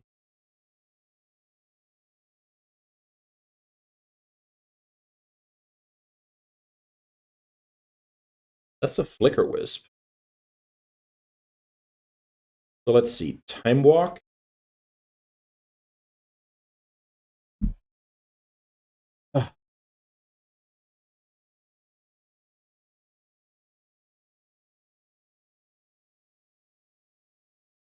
Hmm. So what I can do here is I can play out 2 small creatures. Then the wave goes to 0. I lose 3 from the ring. And then next turn I kind of have to flicker the ring to not just die to that card. Hmm.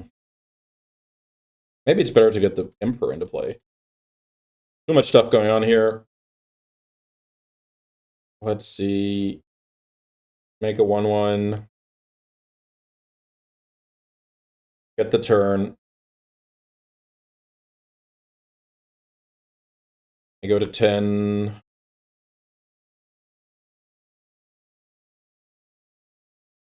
Let's draw 4. These cards aren't the best. I'm looking for like plows and stuff. Plow, Solitude, that stuff. So let's see here. Put a counter on that.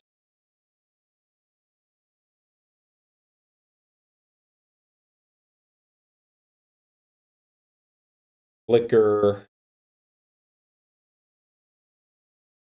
Oh, okay. I'm getting plowed here. That is fine. Flicker Wisp on the ring.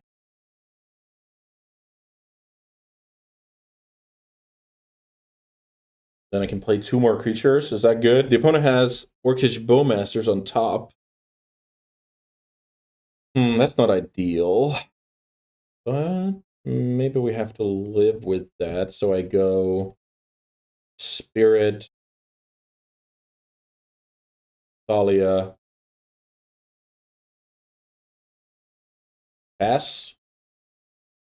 The ring comes back. No protection, though. I don't know. Maybe I was supposed to get a card off the ring. Maybe not. Tough call. So now the opponent's going to get back their creatures, which is not my favorite part of Parallax Wave. I feel like I have to win this game in the air. Bad draw.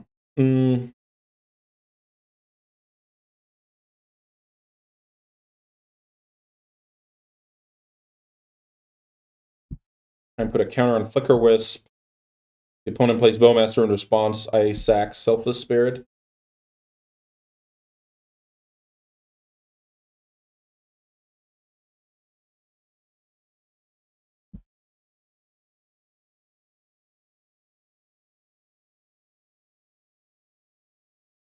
Oh, that works. Okay.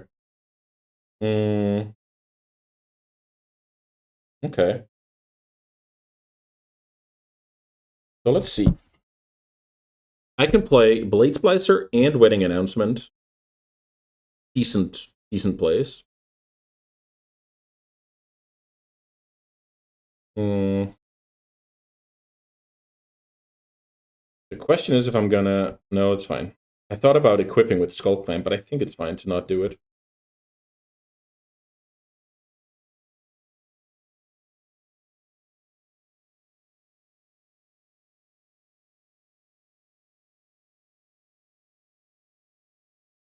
Blade Splicer.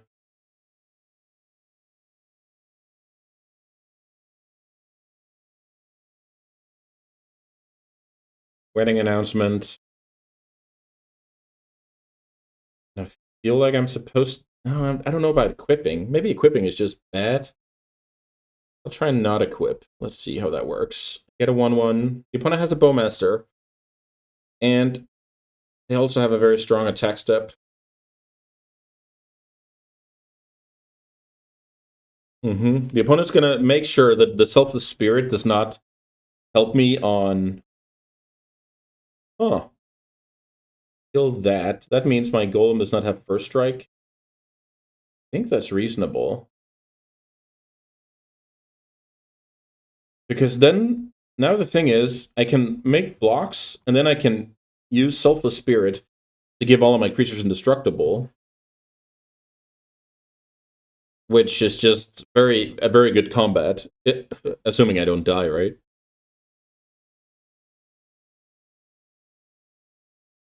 I like the idea from the opponent. Getting Blade Splicer out of there makes it so that this Golem does not have first strike. Because if I have 2 first strikers, I have very good blocks. But I don't know. Let's see. This game is very complicated.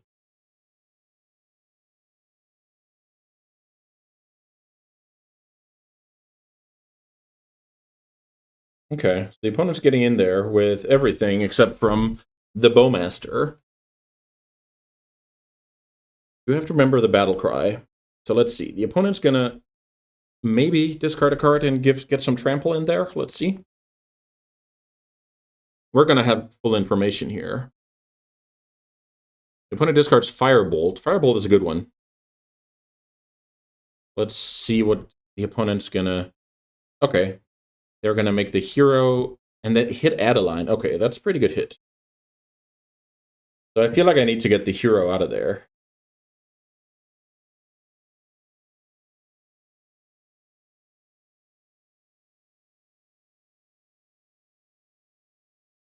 Opponent gets a treasure. That's fine. And then the battle cry, which is a lot of damage. Question is if it's lethal. So let's see. Can I go block, block, block, block? Then what if I sacrifice the spirit?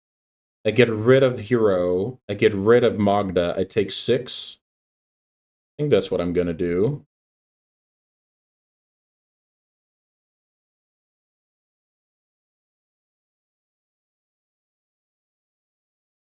Yeah. Great game. Taking 6 damage, going to 6. The opponent has an Adeline and a Firebolt. Adeline is very strong here.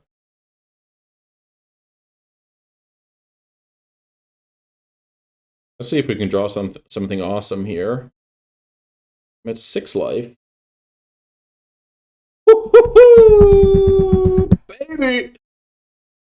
Fractured Identity. What can we do with that card? That is such a good draw.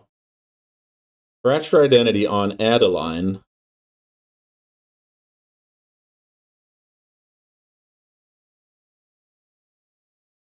-2 on the Inti. What is the opponent going to do?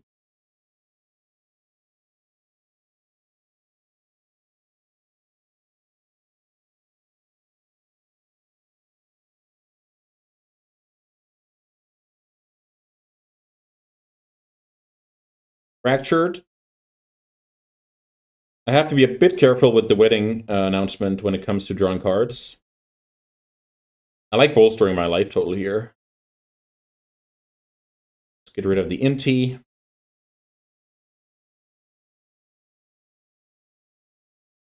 think playing tap land is just fine.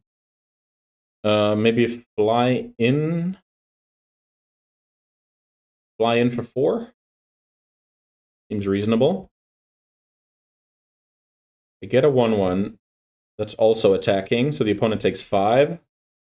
Oof, what a draw. That was clutch. Then I pass, get a 1/1 from wedding announcement.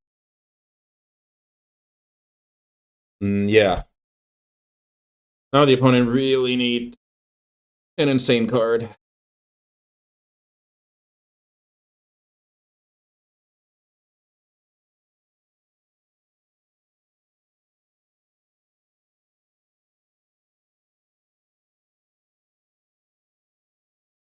This game was complicated for both me and my opponent, I feel like.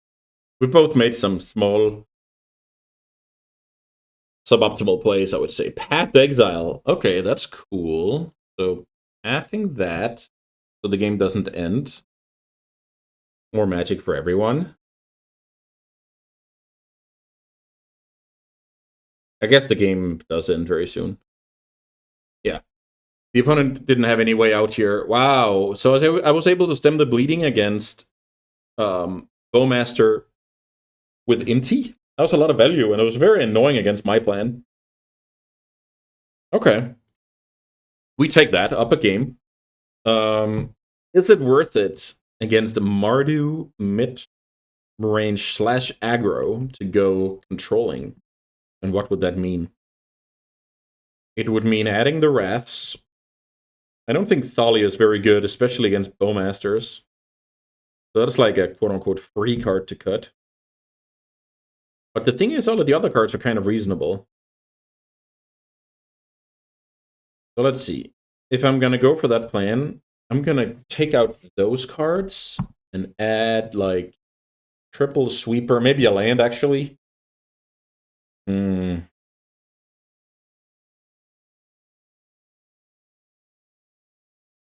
And I would need to add a land. So I would need to bring in land, double sweeper, maybe Elspeth, in the place of... So I already cut Thalia. I would need to cut also... Let's see, what terrible cards against Bowmasters. Maybe Aspirant isn't that bad. Maybe it's like Spellbinder. What was the other card? There's one more card, I feel like. Maybe not. I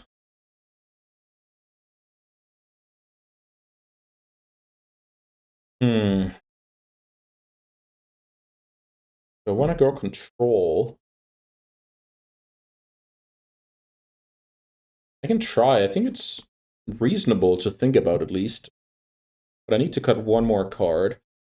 Could be the Aspirant simply because wrathing away... Yeah, that card kind of loses its purpose. Like growing a big creature and then wrathing it away is kind of bad. Okay, so now if I do this, I'm down to playing the longer game, trying to gain some advantage with Wrath and Sunfall, turning the corner with something like Planeswalker. Yeah, I think this has merit. I also am open for the fact that I'm overthinking things here and just should register my main deck. I want to try this out.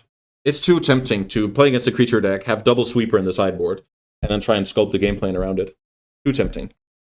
All right, up a game in the finals. We just switched our strategy for game 2. Let's see if that helps me at all. Like, the ideal is I have Wrath of God in my opening hand, and I can kind of, take a little bit of a beating, then play Wrath, and then be up some cards and kind of autopilot into the sunset. That's the dream.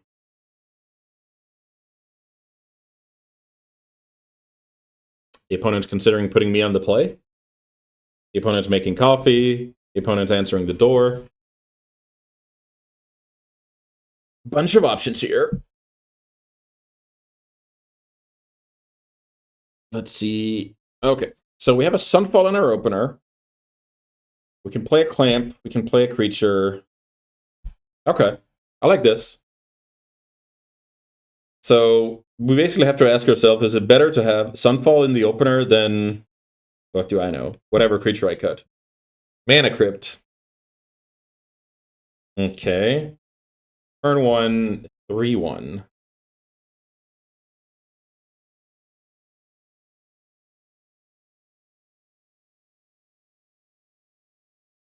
Wrath of God. That's funny. I'll play the Skull Clamp. So if the opponent has the nuts and like one more white source hero or something along those lines, we do have to fire off Solitude, which is okay. We can push the 5-drop sweeper. But if they don't have the nuts, we can probably wait here. Okay. So the opponent is most likely holding up Bowmasters, which is kind of funny.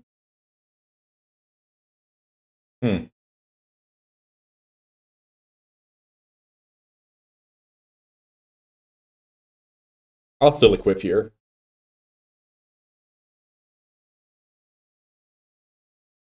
I think I might have to Solitude a Bowmaster.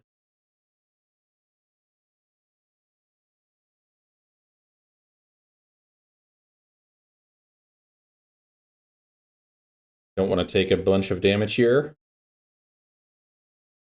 Let's get the Bowmaster out of there. I draw 2 cards. And I have high hopes for this Wrath of God. 2 lands, not the best, but at least we clear those off the top. Taking 4.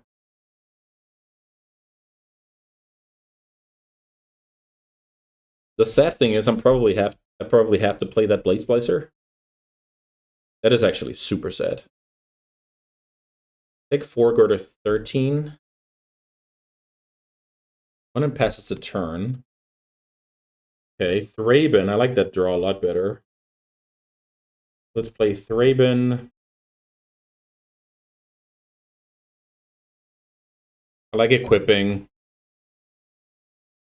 So either I stop my opponent's aggro, or they spend a card dealing with the Thraben. Huh, okay. Wandering Emperor is pretty good for the opponent here, because that's going to leave them with a threat post Wrath of God.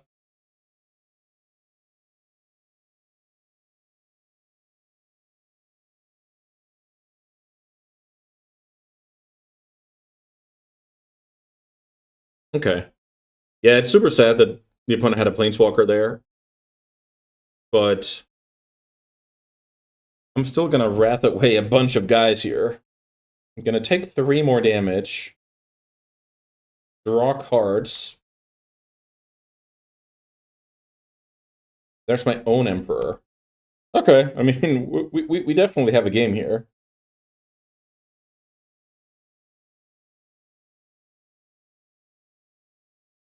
I think I should have played Mutavault there. That was bad. Ah. Okay. Yeah, I should have played Mutavault. So now we play Wandering Emperor versus whatever I have going on, which actually isn't that great.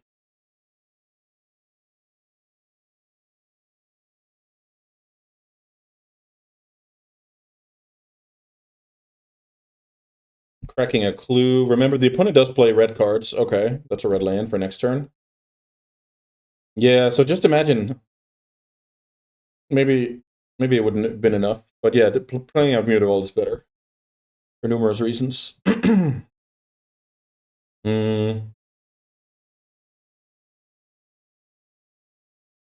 Let's play Mutavault.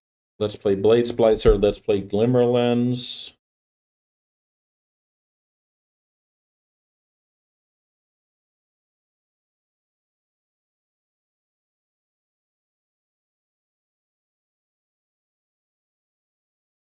The thing about I'm already, maybe I'm getting ahead of myself here, but I'm already thinking about game 3. And whether the opponent seeing double Wrath makes it so that I should just go back to my original plan. I feel like that's the case, actually.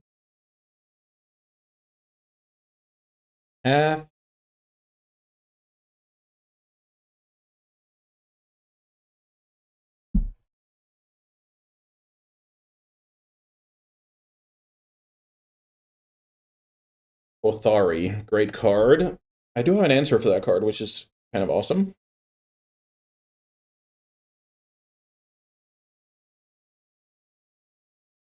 So maybe I block there and take 5. This is, oh, that's also attacking. Take 7. I think I have to. Block there, take 7. Get Othari out of there. Yeah, this is super tough. The opponent's all in. Mana Tithe. Not exactly what I wanted.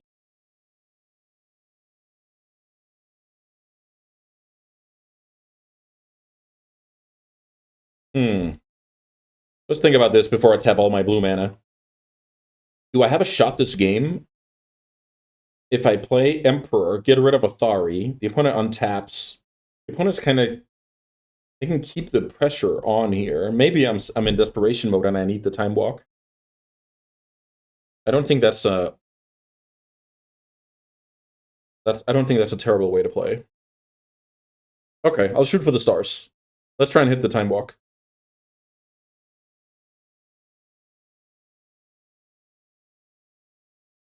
We hit the time walk. Now the question is, what can we do with that?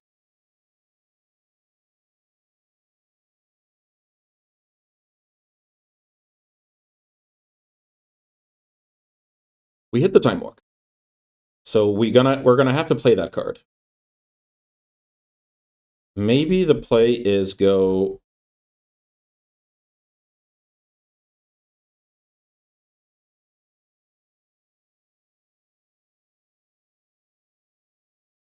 What happens if I go animate Mutavault, equipped it with a Skull Clamp, attack opponent's Wandering Emperor?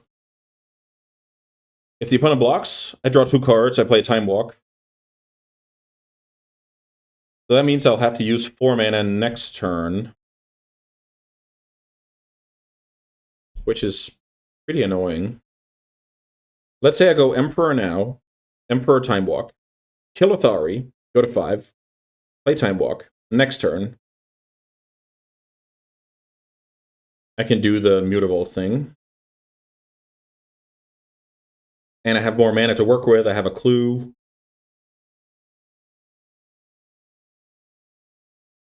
Okay. I think I like that better. Is there a reason to... Yeah, I think I have to kill Othari, no matter what.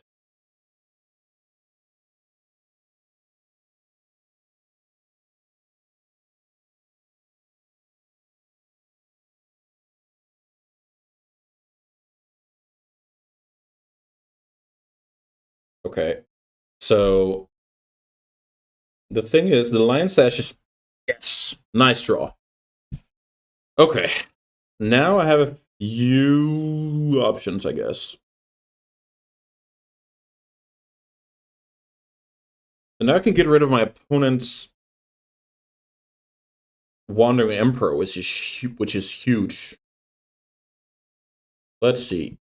The Lion Sash can get pumped 4 times. which makes it a 6/6. So that's super annoying. And go -1 here to make a token. Maybe that's actually my play. So maybe I crack a clue first, because all I need mana for is animate, equip, that's 3. Oust is 1 more. Yeah, I think I might as well crack. Wedding announcement.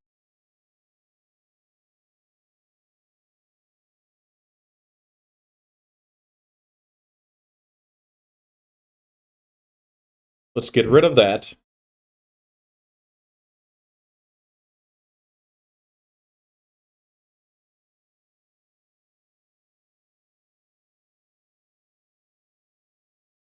Let's get rid of the opponent's walker.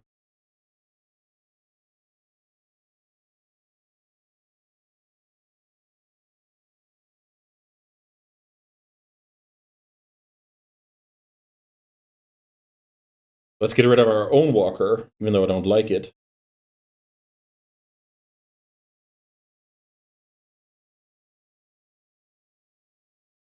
So let's see. Could I just play this the wrong order? So I could have used Wandering Emperor. No, it doesn't get Vigilance, right?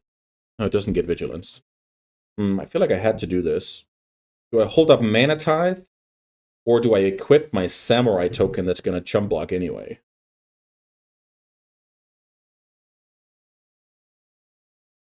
Okay, I can actually do both. Good with Skull Clamp is good. Hold up Mana Tithe for whatever. Pass. So now the Lion Sash is lethal, which is bad, but we're getting like chump blocker each turn. We can maybe start grinding with Glimmerlands at some point.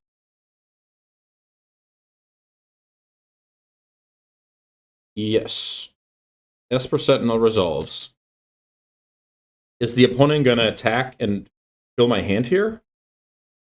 I don't know. I don't know. They're not. Okay. Whew. What a game. What a game, everyone.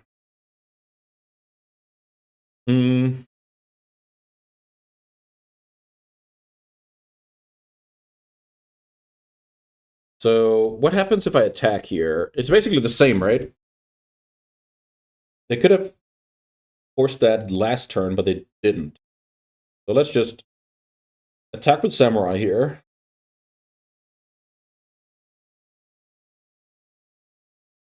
The opponent can take the damage, like they have infinite life here. That's not really what the game is about right now. It's about I have to like take over and then just win in like big chunks. Opponent takes 3. Land. Play wedding announcement. Pay.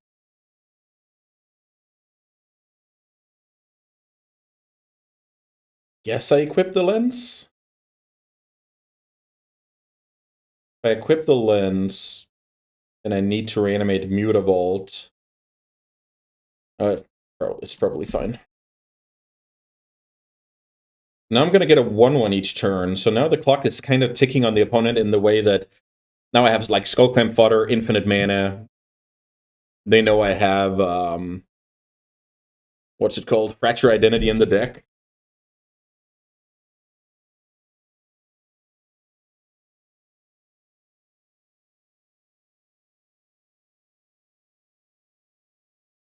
The opponent can definitely make a big Lion Sash here.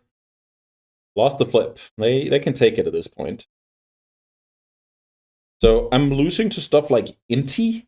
Inti can give Trample. The thing about, as long as they have... Ooh.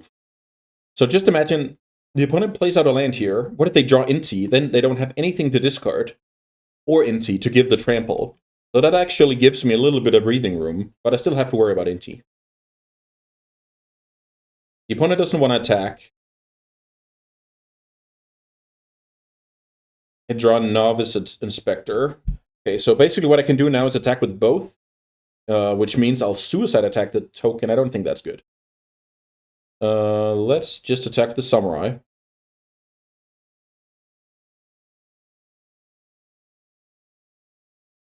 There's also a case for equipping the token before, because I can find so much stuff. Yeah, maybe that's better. Let's see. Let's Skull Clamp. And draw 2. Reprieve. Play Inspector.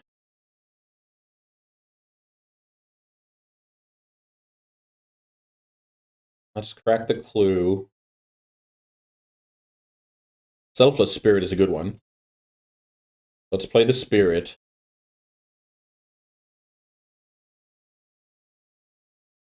Let's equip the Inspector.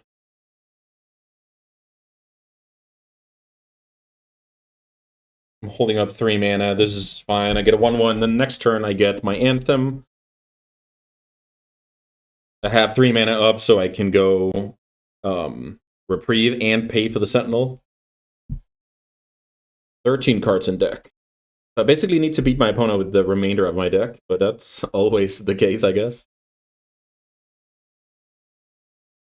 So at least the Lion Sash, it's kind of like the White Scavenging Ooze, but it doesn't give any life, so. 9/9. I have Plow, I have Solitude. If I find either of those, I'm gonna like be able to attack in bigger chunks and win more quickly, right? Let's see what the opponent found for the draw step. So right now we could already be in. Okay, never mind. I think maybe that card is fine, or do I want to look one card deeper right now?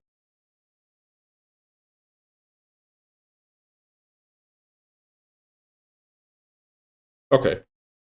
I'll reprieve it. Fair enough.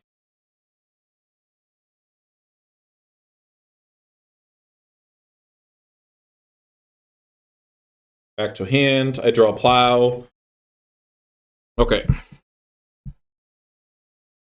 But the opponent's gonna get. How much mana does this cost? Oh, it costs 2 to reconfigure. Okay, that's cool. Swords to Plowshares is not good news to see here for the opponent. Okay. Mana Tithe is now something that costs mana. Now let's see if the Plow changes anything. Yeah, it does. I will block and draw 2. I have to think a little bit about the time here, which is not really ideal, but that's the reality of the situation. Steel Seraph, that's an insane draw. Okay, so let's get rid of... First of all, let's get rid of that card.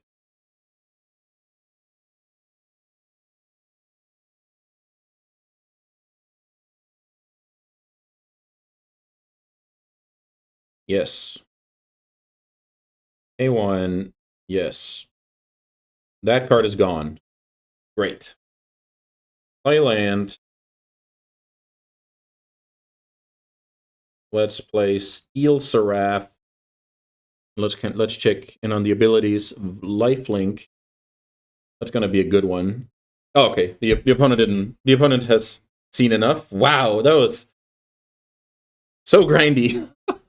So basically, what was like the turning points in this game? I feel like Okay, so first of all, the Wrath. I killed everything except an Emperor, so I had to beat an Emperor post Wrath. And then there's the Desperation move with Skull Clamp that actually did find me the Time Walk. I think that straight up wins me the game. I think if I don't make that play where I'm trying to have like a small percentage to actually win, and if I don't go for that play, I can maybe like prolong the game and just lose slowly. So I really like that. I don't know about the sideboard plan. It ended up working out pretty well, but I don't know about that in general. But the Time Walk play, I'm very, very proud about. So my first pick of the draft gets to be my out in a terrible, terrible situation. I do hit it, and we can slowly grind down the opponent from there. Oof. That's why I play Magic. Like, that was awesome. I hope you guys enjoyed it as well. We got the perfect league with 2-0, 2-0, 2-0, but in reality, I felt like I was losing half of the time at least. But yeah, I've been grinding my whole life, and today was just another day of that. Thanks so much for watching, guys. I'll be back with more cubes soon, but first I need to drink some water, have some fresh air. Oof. Yeah, those matches were insane. Bye, guys.